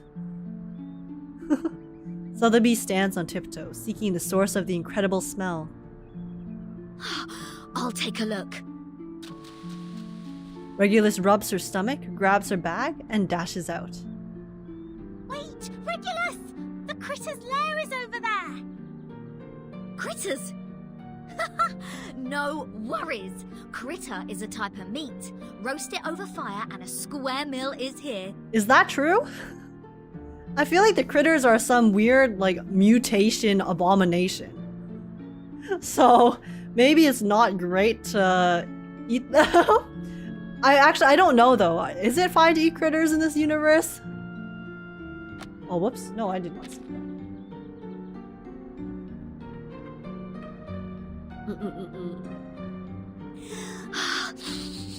Smells so good. Don't keep a girl from her food, okay? It's over here. She has gone. Oh no, what can I do? Father said some critters could cause hallucination and diarrhea. And diarrhea? What's going on, Miss Sotheby? Why are you here walking around alone? Regulus ran off. Apple floats in the air and looks around them. Where is Captain? She gone cray-cray. Good to see you here. Regulus said she smelled meat and went straight to the forest to catch critters. Waffle. Waffle? Is that... It has been too long since we last had Dr. Pepper. Does Captain finally start to have a senior moment? Guys, we're missing the Dr. Pepper. Shit. We need to get her supplies. She's having withdrawal. If it has meat and not poisonous, then it's food. I guess that's true. Like, what's wrong with little hallucinate? What's wrong with ingesting a few hallucinogens, you know, if you get to eat meat at the end of the day? Let's hurry over and take a look. The smell of food is unusual. It's verdant over there. There may well be other dangers lurking somewhere. I think this is all bait. It's not actual meat. But what's causing the smell? Regulus's figure appears among the trees. The aroma of food has also become more intense. This is weird. Where on earth does the smell come from? Regulus is also looking for the answer to the same question. She looks down, scrabbling in the weeds. As she goes through them, the weeds unexpectedly shake, out of which springs up a black shadow. Blimey! It's a carbuncle! Regulus, it's not edible! Well, I guess carbuncles don't have meat then. There comes another one. One after another, until Regulus has an armful of angry carbuncles. That's the lair of carbuncles. They've been stirred up. Whoa! A bumper harvest of critters! Oh no! Come and help! Regulus, don't take a chomp out of one Captain, of them. We're coming. Carbuncles are ignitable? Yeah, I wouldn't want to eat something that's ignitable. Are they really all inedible? Yes, Regulus, they are.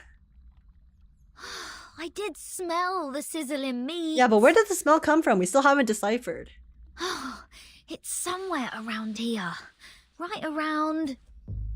Oh, hi. Oh, Lilia has meat? Who are you? Oh wait, so it might actually be food. An athletic figure shows up from behind the bushes. Lilia? What are you doing here? Lilia throws her bag at their feet. A roasted leg of lamb, wrapped in tinfoil, falls out of her bag. Oh my gosh! She really came and brought food for them! Lilia! Lilia! You're too kind. Thank you, girl. I got you something good. Yeah, you did. Now you're making me want to eat meat. Roasted pork knuckle, farmer's sausage, black forest ham, some unknown drinks, leba bread. Dude, the way that they drew the food. You know how some food artists, when they draw meat and bread and stuff like that, and then they make it look so shiny and delicious? Oh, this meat right here looks so tasty. I want to chomp it. Trying hard not to comment on Lilia has meat. What do you mean? What do you mean? I don't know what you're talking about. But the taste is explosive. Don't knock it before trying. I guess that's why people like spicy food, right?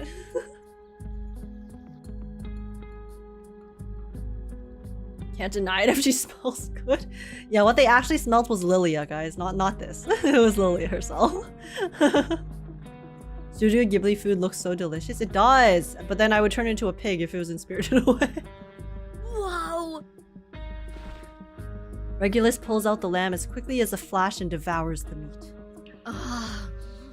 Lamb, it tastes so good. So good. She just dug right in. It's supposed to taste like. Regulus is like, I'll help myself, thank you. Thank the great god of rock for his blessings. This pirate finally gets some meat to eat. Guys, we need to stop talking about meat. They smell Lilia's meat, I know, okay? And then Regulus is enjoying Lilia's meat, and there's just too much meat here, okay? It's a meat party. Huh? It is me you should thank, the goddess of victory, who soon brings you freedom. Freedom? Bring us freedom soon. May I ask, how should I interpret your words? Goddess of victory, Nike. Lilia sits down on the ground. She opens one of the cans and pours the drink into her mouth. You want some? Druvis takes the drink from her and takes a sip. Lug lug! Thank you so much for coming alone and providing us with supplies, Lilia. However, please tell us why you were here. Yes, well, she said that she's here to save us. Did Madame Z send you? Lilia shakes her head. She gives out 4 fingers. Already been 4.5 weeks, right? This is not the first time I visit you guys here. Oh, she was Lilia who came before in the shadows that they couldn't see. The one hiding in the shadow last time? It's you? I wonder how much longer you can hold on for Vertin. You see, saying is one thing, fighting is another. I've seen many deserters. Way too many. Crying out loud, peeing their pants, drooling all over on their rabbit food. Peeing their pants? Oh my god, what are you gonna do? You're gonna cry about it? You're gonna pee? You're gonna pee yourself? Little cry baby? Little pee baby? Little piss baby? But you guys are different. You actually did it. You conquered places in the Foundation, defended your own places, and put pressure on those in white till this day. The last day in this 4.5 weeks. Huh? Huh? Huh? Huh? That's the Stalnaya Volia I appreciate. If I didn't come today, would you eat your boots tomorrow? Well, humans can survive. What do you mean? They still had food. They still had veggies. Regulus just didn't want to eat potatoes anymore. It's not like they were gonna have to resort to eating each other or like cannibalism or anything. And they weren't gonna starve. Humans can survive with a few days without food. But they literally had food. They grew potatoes. Of course not. We still have potatoes. See? Almost ripe. And carrots. Yeah, Regulus, you're the one who said literally less than like 10 minutes ago that you refuse to eat the potatoes. Because you need meat. Thank you for your kindness, Miss Lilia. May I take it that you are coming to bring us the good news? Is there a final result for Madame Z's draft? So far as I know, Madame Z hasn't given up yet. Yeah, she's been giving a 3-day-long lecture.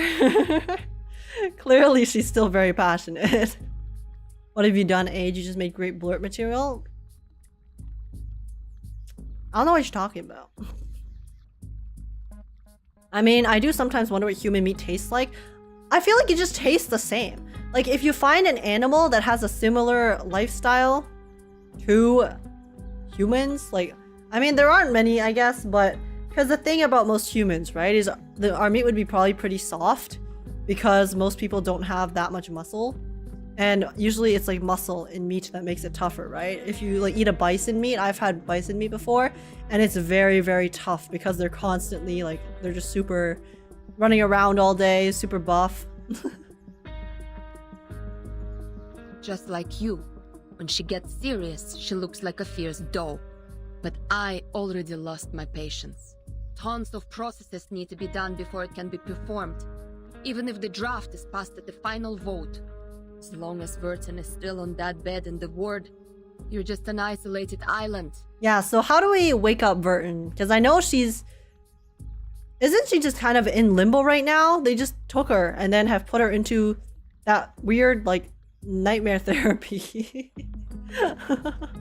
Everyone can step on you. Lilia stands up and pats off the dust on her carelessly. Take care of them for me when necessary. That's what Vertin said when she gave me the vodka. Aww. It's time to deliver on my promise. Oh, Lilia. Lilia's so sweet. Dangerous? A thing that is worth the risk. Okay, Lilia. I've been waiting for this moment for so long. Someone needs to wake up from the dream. Oh my god, is she gonna wake her up? Let's go! Lilia! Pop off! Okay. ChatGPT says humans taste like pigs, like pork. Well, I mean, I wouldn't doubt it. Makes sense. Okay, good weather.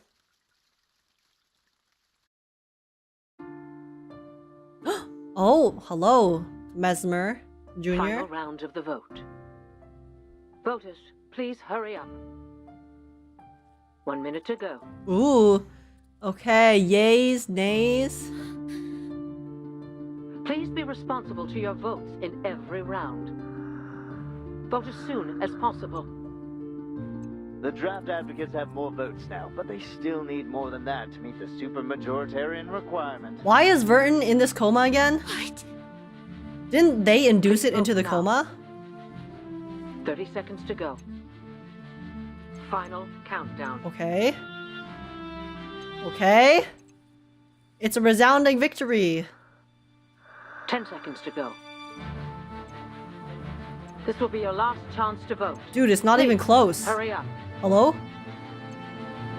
It's literally double. Voting closed.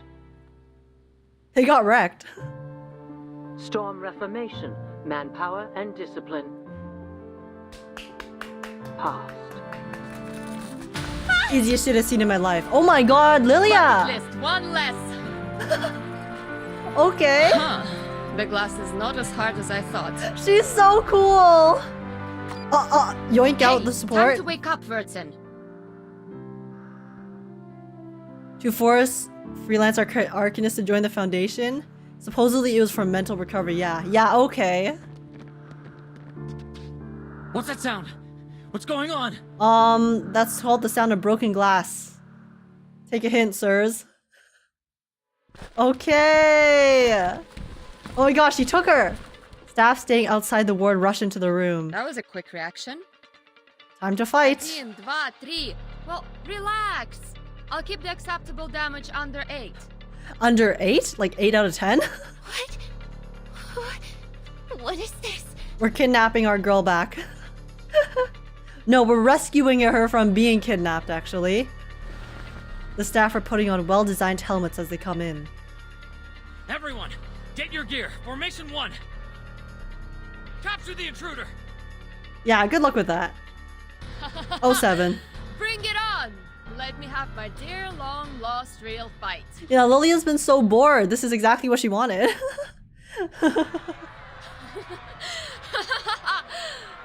I'm assuming this is after the victory. Oh, that's why she asked Neto about the penalty. No, that's what I assumed, right? I assumed that she wanted to do something. That's why she needed to ask about the rules and see if she would get in, how much trouble she would get in. Chadlia, I know! Emergency! Room 1525, calling for backup. Lilia whisks away his walkie-talkie. Hey, no backup!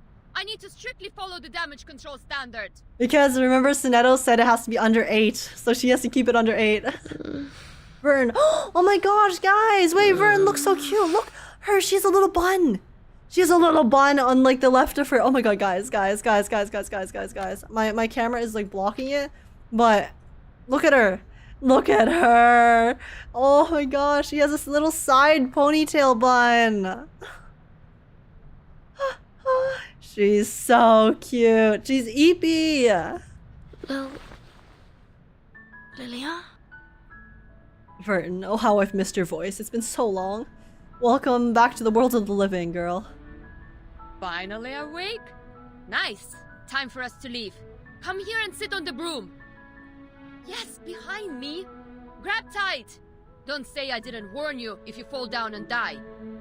Guys, imagine Lilia comes to rescue Verton, and then Verton immediately falls off the broom and dies.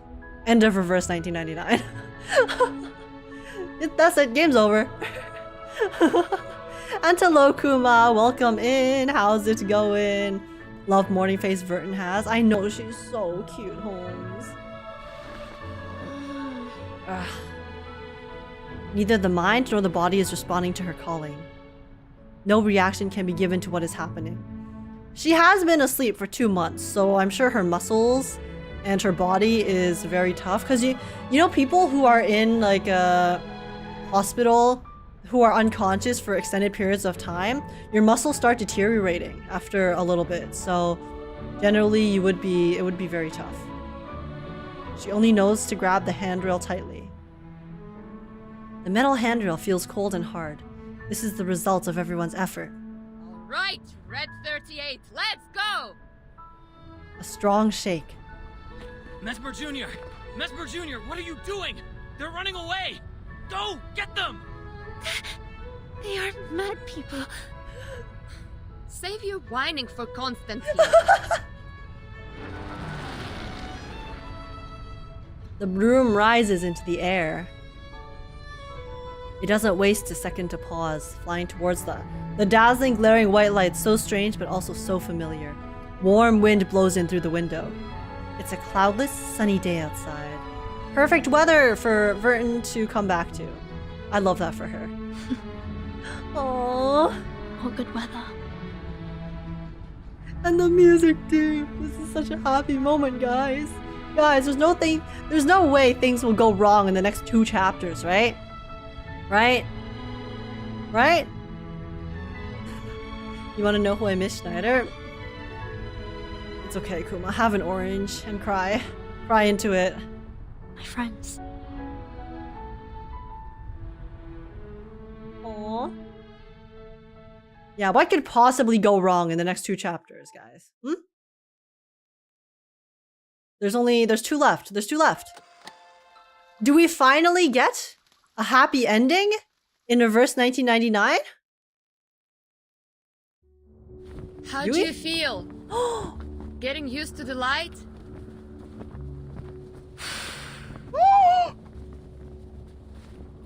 The wind feels so good. Oh my god, they're on a date, guys. This is just an appetizer. I'll be gentle since you're just discharged. She's so caring. Ooh, pretty. You're right. Good as new. Oh, this is so They stayed pretty. up all night just to save you. I guess you're the only one who has slept Here. tight. I'll give you a quick screenshot time, guys. Madam Z, Druvis, Saneto. Oh, it's fucking From gone. the bill and the protesting to countless debates, planning, and everyone is holding their umbrellas for you, Verton. Oh, umbrellas, cause it's the storm. She's never gonna have to touch the rain storm. again. Let's go. It will pass. One day. Thank you. Thank you all. Guys. Yes. Everything is going to be alright. Verton. Enough flying. Verton. Time to head back. Verton, my love. What are we doing next? No idea. Meet your friends first? Fight with your comrade in arms. Fear no danger ahead. Grab tight. I'm going to speed up. I feel like Verton's gonna fall off in the position she's sitting in. Charge! The great Red 38! Whoa, okay. Das Здравствует Okay. СУ-01 ВЕ! Go off, Lilia.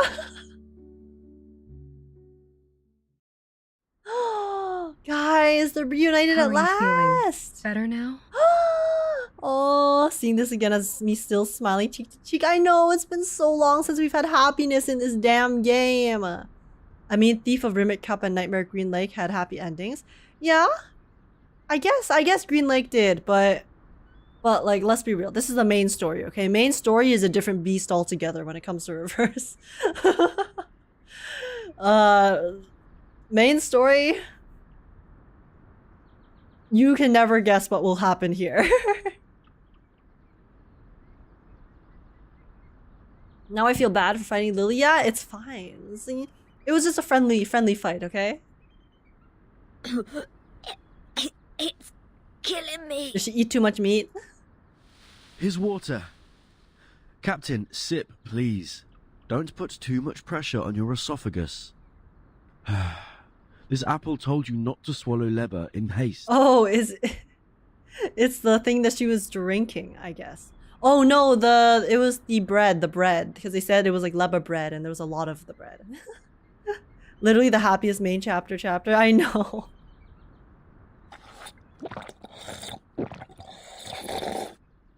Hey guys, I can do that too. Wanna listen?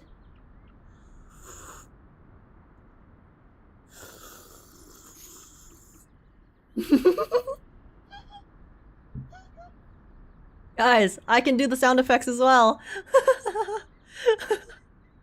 Your Regulus ASMR and Age ASMR.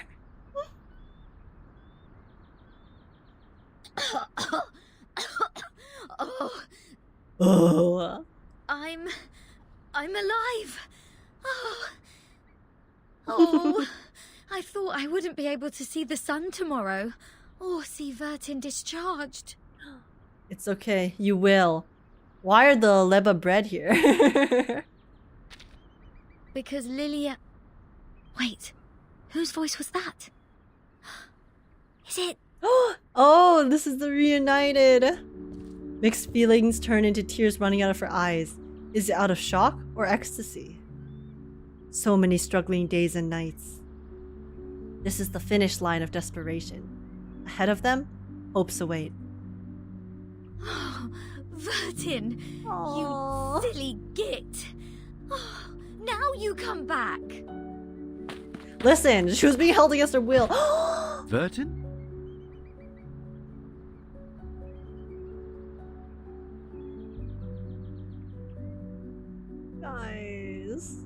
Guys. They're so cute. Look how happy everyone. Look at Regulus. She's like, oh my gosh, Vertin.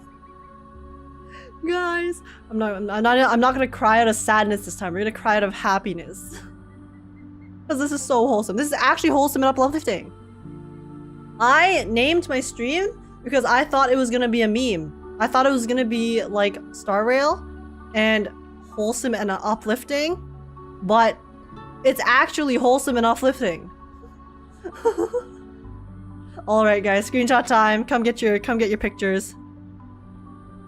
I need a picture too, actually. Here, wait.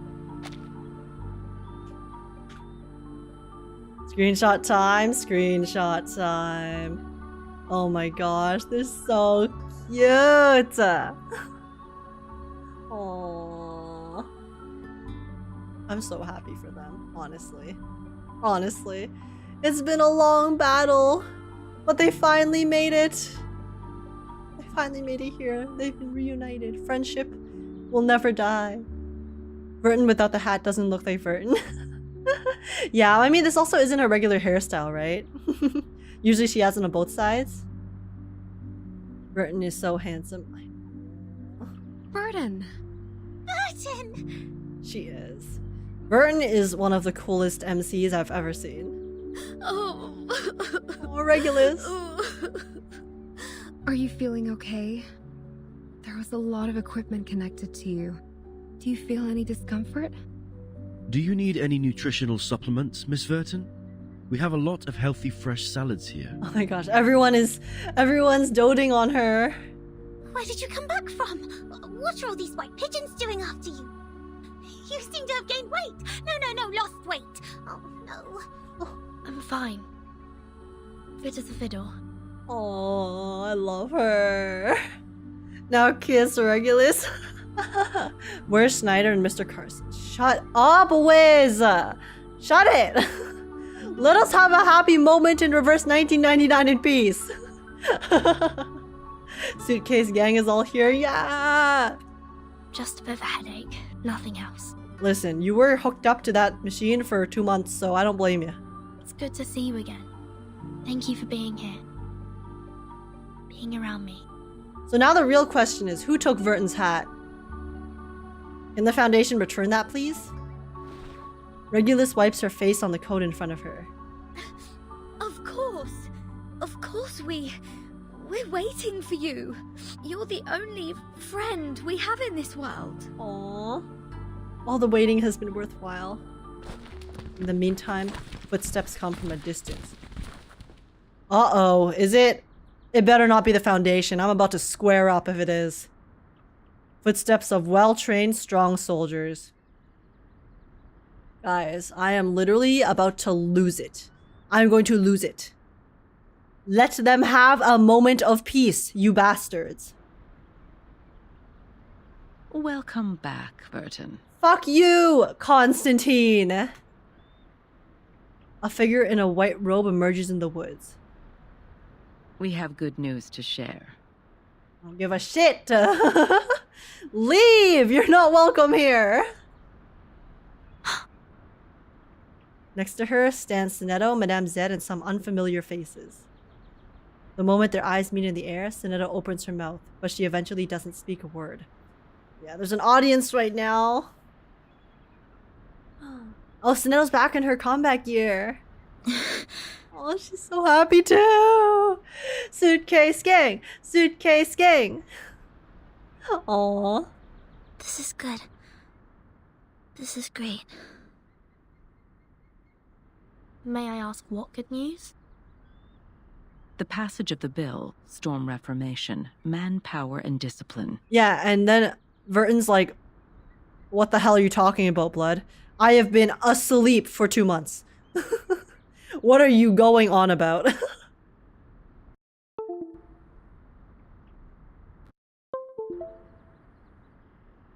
Sorry, I had to replug my mic because I think it was lagging a little bit.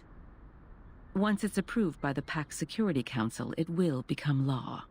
Your friends and you will enjoy more autonomy and a life with even fewer restrictions. You will also have a more respectable status in the Foundation. Verton's like, okay, and what are your motives in this? She created the initial draft, she knows it? Oh, was it Verton's draft initially? I thought that was the sound of Verton mind connection to dot. Dot dot dot. Ms. Z will fill you in with more details. Thank you for telling me this. Lilia, who has been quiet by their side the whole time, suddenly speaks up. What about the treatment? Treatment? Didn't it finish just now? Oh? This treatment has an investigative purpose, and the timekeeper has passed the examination as a safe, low-risk individual. As Ms. Z has said, Ms. Verton is strong enough to be the timekeeper. Oh my god, so she's literally just a... So yeah, they did just keep Verton because they wanted to keep Verton away from them. They were just trying to stir up trouble.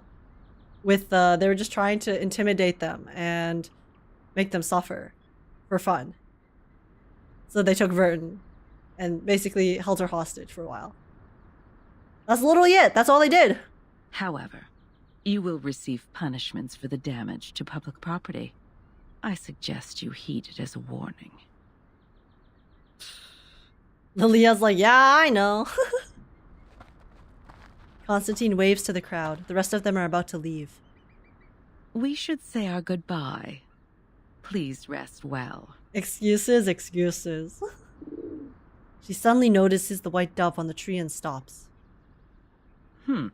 Seems like the dove of the White Marble House is paying you a visit. What do you mean? Of the White Marble House? Nothing peculiar. Oh, that is a new player in the game. It just means you have come to their notice. The White Marble House. Are they good or bad? Another entity has entered the party. All right, guys. Final chapter. Final chapter. Let's see if they decide to leave us with a happy ending or want to give us a nice whack in the face. That's how you know Vertin is a good MC. She's been absent from the entire chapter 4, yet she's still moving the plot front and center. Yeah, that is true. It's because she's such a good character that all the other characters really care about her.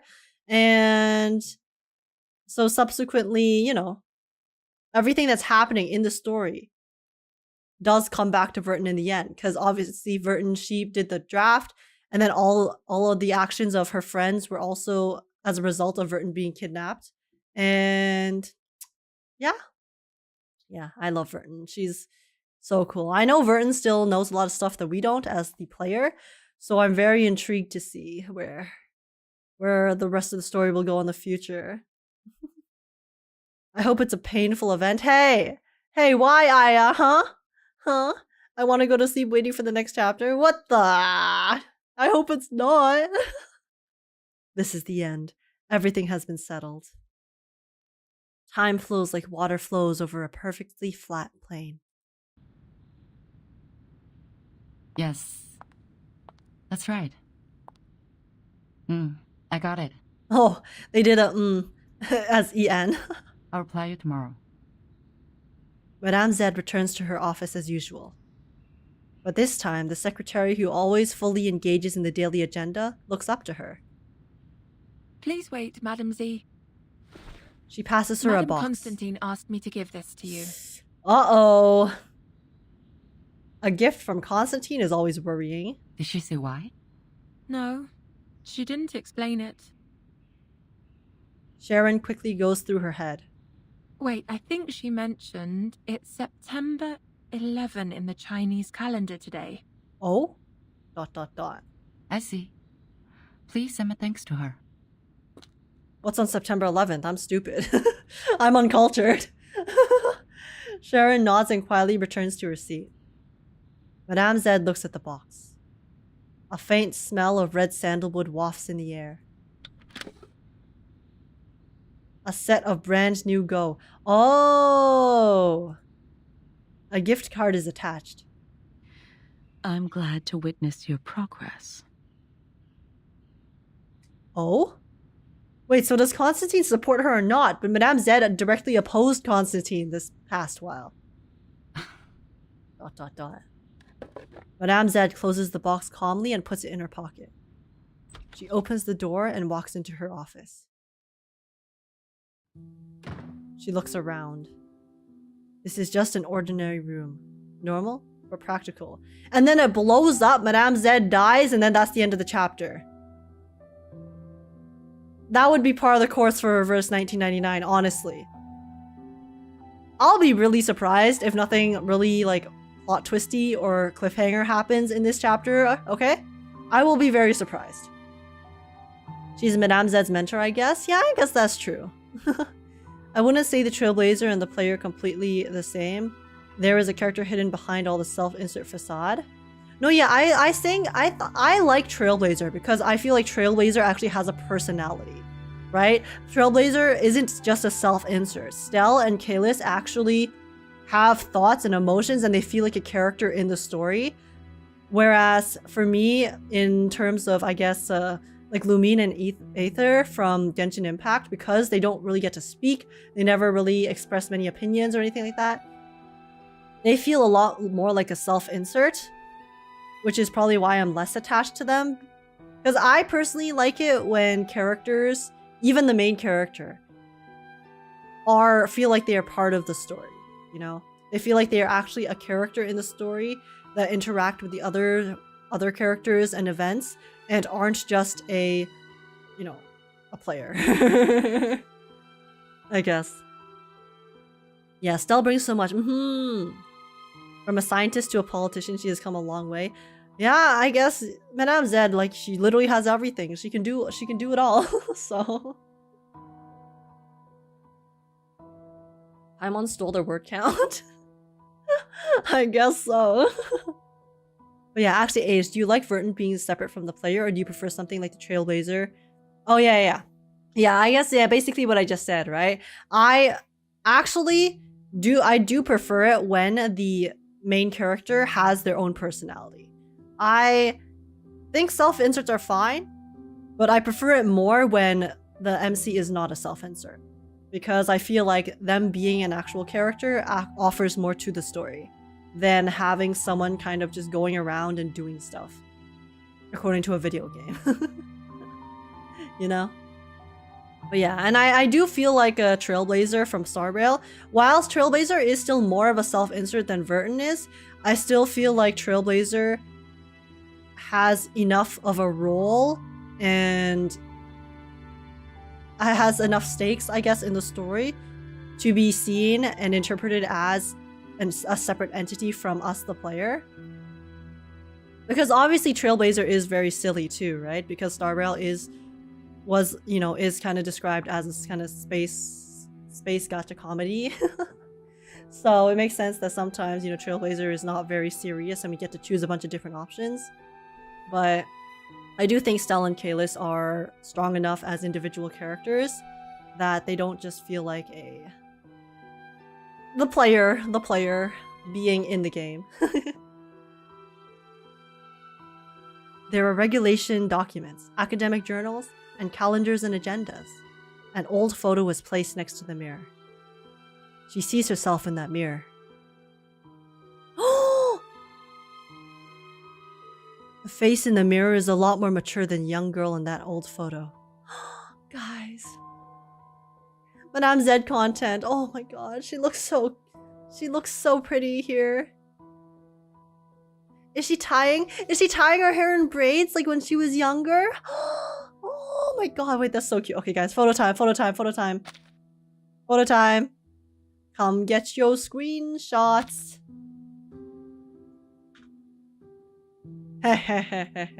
Dude, I love Madame Zed so much.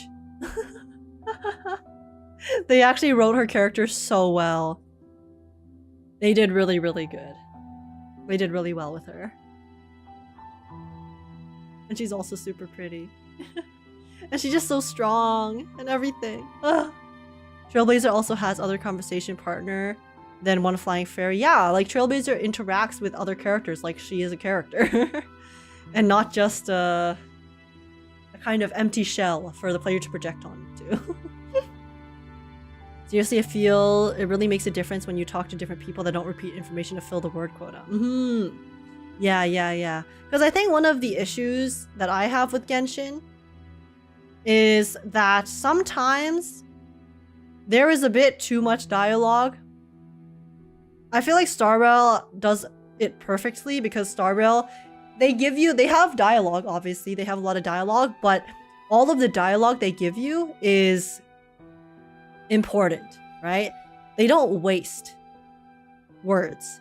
Whereas in Genshin, sometimes it feels like stuff is repeated a lot, or they talk in circles before getting to the point, or there's just a lot of extra fluff that after a certain point gets a little bit frustrating, especially when you're trying to just like progress and do other things.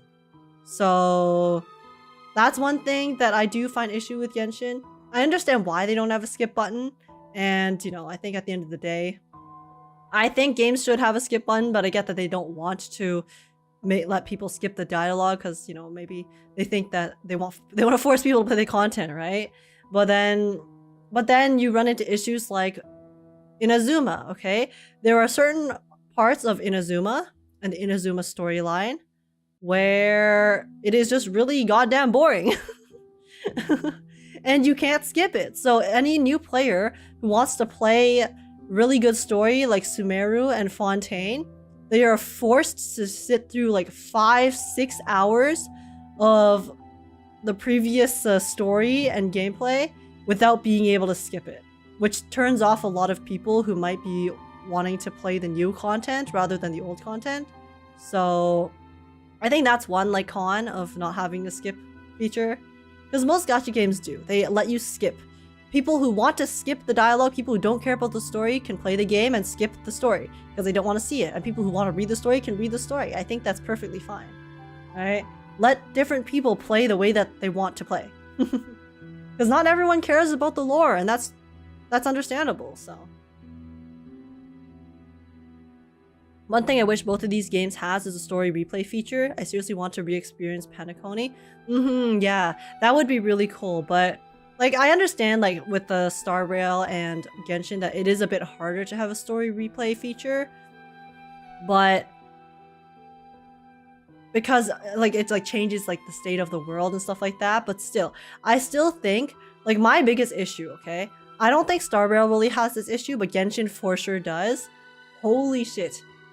You know when you are trying to play a quest and then the quest gets locked because of a character that is being used in a different quest or a location that is being used in a different quest, and you just can't. You can't play the quest you're trying to play because it is locked by other quests that you have to complete first. And some of these quests can last like, you know, hours too, right? So, oh my god. I think that is literally the stupidest thing. And such just a terrible UX experience, user experience and quality of life that they seriously need to fix. They have tried, they have like made it a bit better because before, you know, there's certain events that just get, so like, you know, for limited time events, I remember back then, sometimes you couldn't play the limited time events because you hadn't finished certain story quests and then you just couldn't play the event. So I know now they have changed it so that you are able to at least like that specific lock is kind of a bit more fixed where you can choose to skip. You can choose to play the event regardless, but it's still but usually it's not perfect because you still run into the issue of, oh, well, you still can't play this event because this character or this location is locked in a different quest. And oh my god, it's just so annoying. It's so annoying. That is my biggest gripe. That is the most annoying thing I find about Genshin Impact, to be honest. Because the thing I care about the most is story, and I want to be able to play the story when I want to play the story. So it frustrates me to no end. It's weird because Honkai 3 has replay while the other two don't. I mean, they might implement it in the future. I do understand that it's probably harder in Genshin than in, like, you know, Star Rail or Honkai 3, but still, I feel like, I mean, we all know how much Hoyoverse cares about Genshin Impact, so realistically, none of this stuff is ever gonna happen, but yeah. I stopped picking up character quests that wouldn't lock my main story. Yeah, me too. I stopped doing that, but I still run into issues. Because I don't know why. It's just like, I just have issues. Like literally, I was trying to speedrun the Lantern Rite to just get the rewards because it ends in 4 days. And I was trying to go through it and then it got locked because for some reason, I had to go do a separate Cloud Retainer quest from the past, which had honestly nothing to do with the Lantern Rite. So I don't know. I don't get it. I don't get it. They need to fix that so bad. It's so annoying. Honkai 3 is not open world, it's just instance based. Yes. That's why I mean, like, it's probably hardest for Genshin to do it because Genshin is open world. And obviously the way they've coded the game is not that optimal.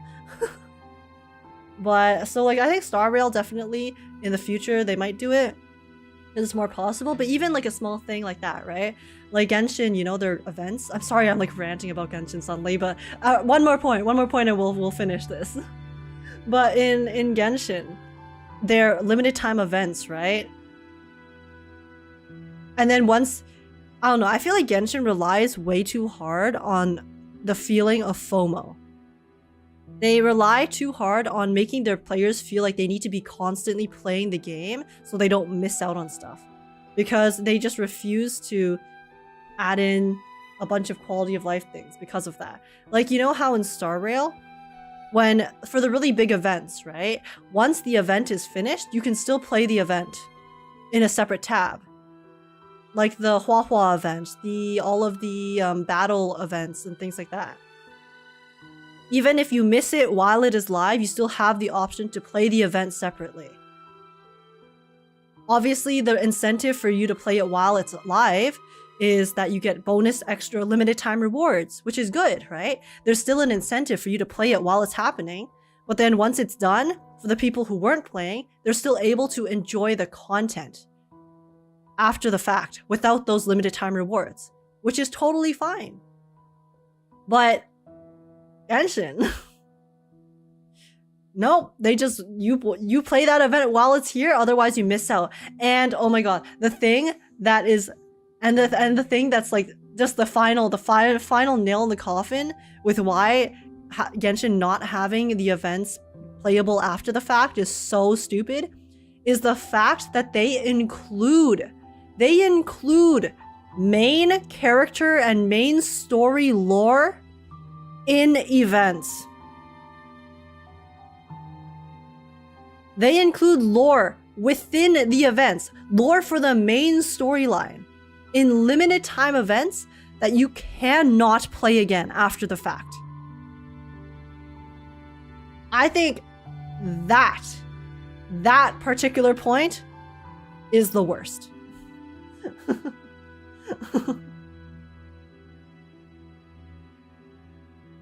Like, I remember one of the first events that they had that was really big when the game first came out was the Scaramouche event, where they first introduced Scaramouche in Mondstadt with the stars.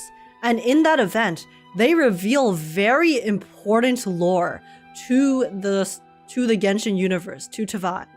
They introduce the idea of Celestia and the fact that, you know, the sky that you see in Teyvat isn't actually real. I think that is pretty significant lore, okay? That is pretty important information that I think definitely ties into the final storyline. And if you didn't play that event when the game first came out, you just never get to see it. You never get that lore. You don't. So, yeah. I don't know. I just think, like, you know, obviously, no game will be perfect. And there are other issues that I have with Genshin that they personally don't affect me as much, and it's like, whatever. But for me, the biggest two things are the stupid characters and story and quests getting locked by other quests. I think that is just like, that is literally unacceptable. For a game on this level, that is unacceptable. And, you know, I think the whole events, not being able to play events once they're done is kind of shitty, but, you know, it's like, whatever. But definitely for sure, locking quests from other quests is just terrible. And that should not be an issue to begin with in any game. Whether it was released years ago or released today, that should not be a thing that, you know, that they have not bothered to fix. But yeah, anyway, sorry for my Genshin rant. I just, like, every time I think about it, it just gets me so annoyed. Because I can't escape it.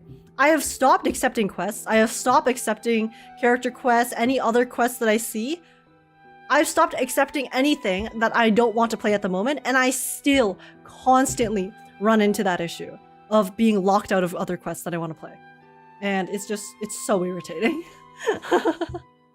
And oh yeah, for 1.4 for reverse, introduce anecdotes, which is short stories for other characters. The first two will be Charlie and Oliver Fogg. Ooh, ooh, that'll be really cute to see. We get a little bit more info into some of the characters that don't appear as much in the main story. Scara got introduced in a different way if you haven't met it in an event, but man, that event has some really important lore hints and they for some reason made it limited. Yeah, that was literally one of the first Genshin Impact events after it got released. And I obviously enjoyed it because I played it at the time, but thinking about it, if I didn't play it at the time, I would just never know the info that they revealed in that event. And they revealed really big info. They basically revealed, kind of hinted at the entire, I guess, concept of Teyvat, which is that it might all be a creation of this bigger entity, Celestia, right? So It's just, yeah. Your frustrations are valid. Thank you. I'm glad I'm not crazy because I feel like that is just such a bad. That's just such a bad bug. It is a bug that literally breaks, you know, completely ruins the user experience, the player experience. But you know, H and Genshin sound like synonym for an abusive relationship. Honestly, I can't stop playing because I like their stories so much, their newer stories so much, and I really like their characters. And yet, there's so many issues and so many frustrations that I could just never escape because Hoyoverse doesn't care about the game. So they don't care about fixing the things that people really want to be fixed. And that's just unlucky. It's okay. At least I have Star Rail. At least I have Star Rail as my main game. So, you know, Star Rail, we get some love. We get some love, so. So I'm not miserable. Honestly, I feel like that's why so many Genshin fans are actually just so miserable and so toxic, because of the fact that there's so many issues with their game and, you know, the company just straight up does not care. The company does not care about their players for Genshin Impact, so. That's just unlucky. I would feel super frustrated too if, you know, if Genshin was my main game. So. Anyways, let's move on. But yeah, the Madame Zed here, I'm really glad they gave her a CG. Because she deserves it. Madame Zed did so much in this chapter. She literally carried. Will Ado become a tigress? She runs her hand through her hair. It doesn't seem too long ago when she still had a braid to her shoulder. She combs her hair and splits it into 3 strands. And she's making a braid. Oh yeah, did you watch Honkai's Senadina trailer? What's that? Is that for Honkai 3rd or Star Rail, or is that like a new game? Lay the leftmost strand on top of the rightmost, go across, then the right goes on top of the left, cross, and tie it up. The braid bristles like an awkward sheep tail. She opens the refrigerator and takes out a plain cake under the cold light. Yes, treat yourself. You deserve it, Madame Zed. With a tight pull, the lamp turns off. The room quiets down again. A lot of people felt iffy about Madame Zed on chapter 3, but loved her after chapter 4. See, that's how you write a good character. She had an amazing character arc. Yeah, in chapter 3, she didn't do much, and also she was a little bit sus, right? Because she works with the Foundation. And chapter 3 definitely does not shine the Foundation in a good light, right? Especially chapter 4 too. Just the Foundation has never been shed in a good light. But it's really, really good to see that they did her character justice. So that's amazing.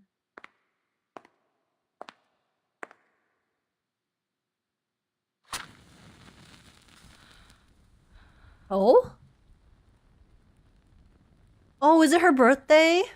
祝你生日快乐 Oh, maybe it's like for her friend? 生日快乐祝你幸福祝你健康祝你前途光明 Translation, please.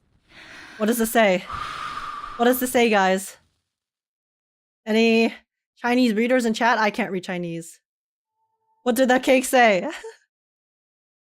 She's celebrating alone. Is it for herself? Or for a friend? It's her birthday? Okay, that's what I thought. Aww. That was cute. It is sad that she's celebrating alone, I know, but it's okay. In the future, she will join the suitcase crew, guys. Madame Zed full name drop, Zhang Zizi, I believe. Oh, that's so cute. That's a really cute name. Oh, okay. Wow, okay, so it didn't end in disaster. Very nice. I love to see that. That's a first for reverse, I won't lie. So Hence Madame Z. Yeah, that makes sense. And oh my gosh, Sin Denny, thank you so much for the follow. Welcome to the stream, welcome to the farm. I hope you enjoy your time here. Wiz, stop this. Enough. That's enough out of you. Petition to ban Wiz, I agree. But yeah, oh my gosh, this was really, really cute. This was a really good chapter. I am genuinely really shocked, I will be honest. I'm very surprised that it did not end in tragedy. Okay. So, you know. Very surprising. But it was a nice surprise. They finally gave us a little break. So, you know what this means, guys? You do know what this means? It means that if this chapter 4 ended in disaster, then, I mean, if chapter 4 ended in happiness, then chapter 5 will most likely be a little bit,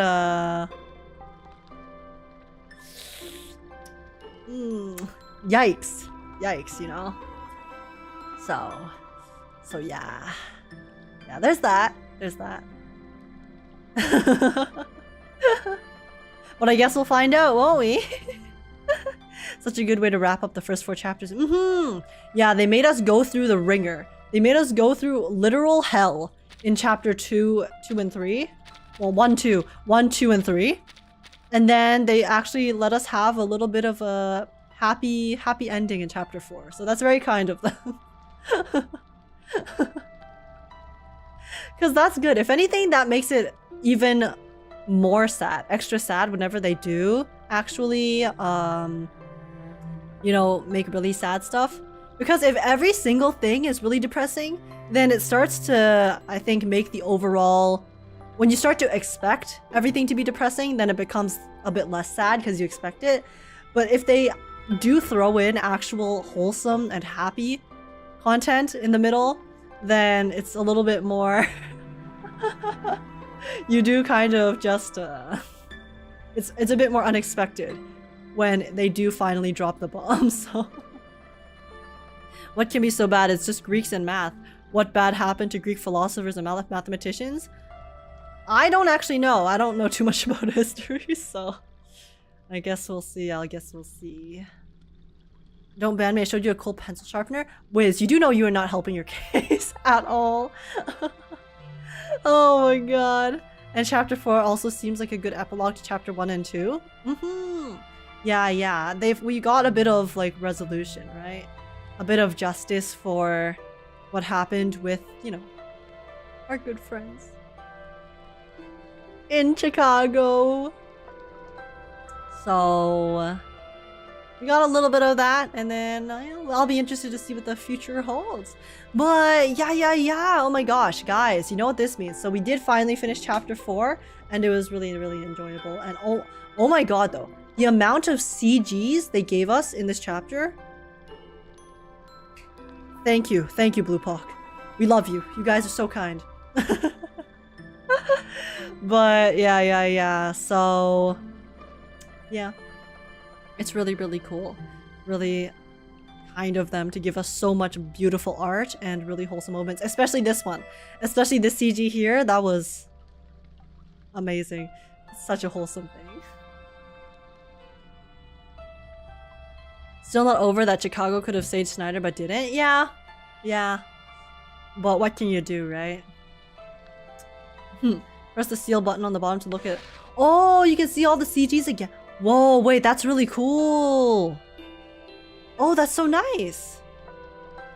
You actually get to see everything. Oh, Mr. Carson. No! Oh my god, this is making me depressed. No. No,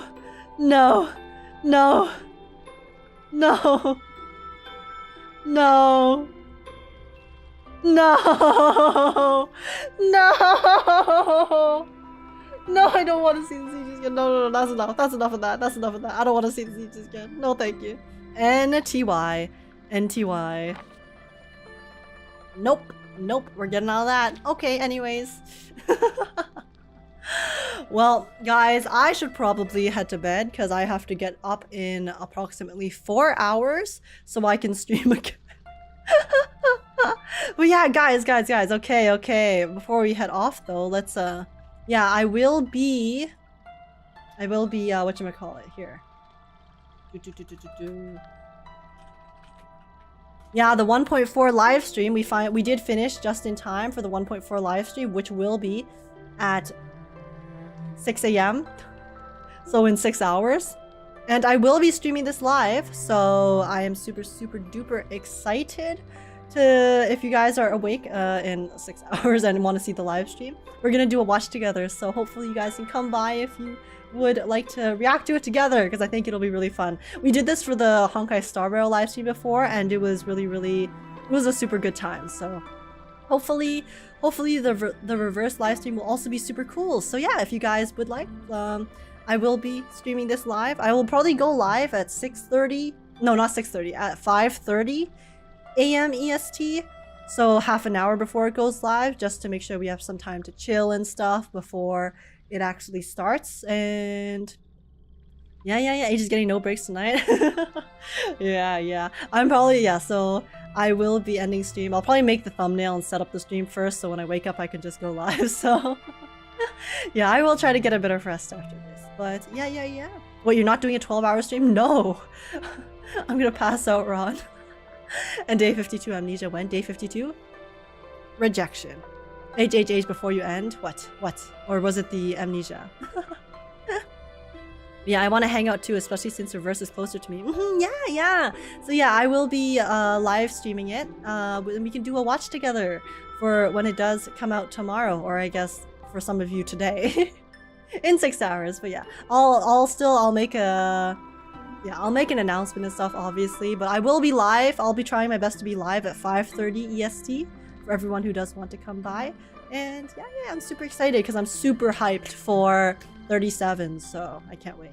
But yeah, did you decide on a horror game? No, I decided because there was a horror game I was like interesting, a demo that 10 actually sent me that I was interested in, but then it was gonna finish, and I also just didn't want to play horror this week. I was stressed from all the Discord stuff, and I just didn't want to stress myself out even more, so I don't have a horror game to play right now, but I guess are a few that we could do down the line. But yeah, for now we'll just be doing some reverse, because there's a big reverse update, and then there's also Sparkle pulls next week, so there's just a lot of stuff to do. But yeah, eventually I will suck it up and play another horror game for y'all, okay?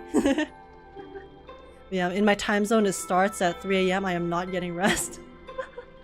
Yeah. See, if it started at 3 a.m. for me, I just genuinely don't think I could do it, because that is smack dab in the middle of my sleep time. If it's at 6 a.m., at least I can wake up. I can like go to bed and then wake up, and after getting a bit of rest. So 6 a.m. is doable, but I would still, prefer it if it wasn't at 6 a.m. But what can you do? But yeah. So I will be streaming that in a few hours. I guess, 5.5 hours. So yeah, hopefully I'll see you guys there. For now though, I will probably be off to the bed.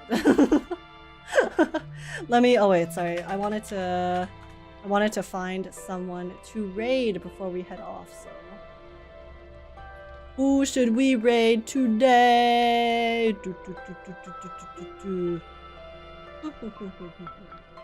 Oh my god, do you guys want to raid Cryptic? Cryptic seems like they're just chilling. I think they're reacting to Fate, actually. Do you guys want to go see some Fate? I don't know, Stay or whichever Fate it is. I know Cryptic's going through all of them. There's too many for me to keep track of. I thought we were owed 1 more hour. Listen, you will get more hours in 5 hours. But yes, I have something to do when it starts, so I will miss the first part of it. Oh, no worries, XD. Hopefully you'll be able to come by after. But yeah, no worries, you guys can't miss. I know it's at a very crazy time, so. So yeah, Fate is easy to explain. Sword, go ba. But yes. Okay, we'll give a quick raid to Cryptic, and then I will go to bed. Or I will set up the stream and then go to bed. And so I can see you guys in the morning. Morning for me. But yeah, so yeah, we're gonna be raiding Cryptic, so if you guys wanted to say hi, chat, come hang out and stuff, feel free. But they are watching Fate, so I don't know if you guys didn't want spoilers for Fate, the Fate series. Here's your warning. But yeah, for everyone who is new here are my socials. I do give stream updates on Twitter and Discord, and you can also drop a follow or sub on the channel to be notified the next time I'm live. Well, like I said, the next time I'm live will be in like 5 hours, so I'll see you guys then. And Alpha Raven 30, thank you so much for the follow. Welcome in, welcome to the stream, welcome to the farm. I hope you enjoy your time here. And yeah, so I will see you guys in the morning then, or evening for some of you in the other side of the world. And yeah, thank you guys so much for coming. I really enjoyed chapter 4. I'm, again, glad that we got a bit of a nice, happy, lighthearted ending.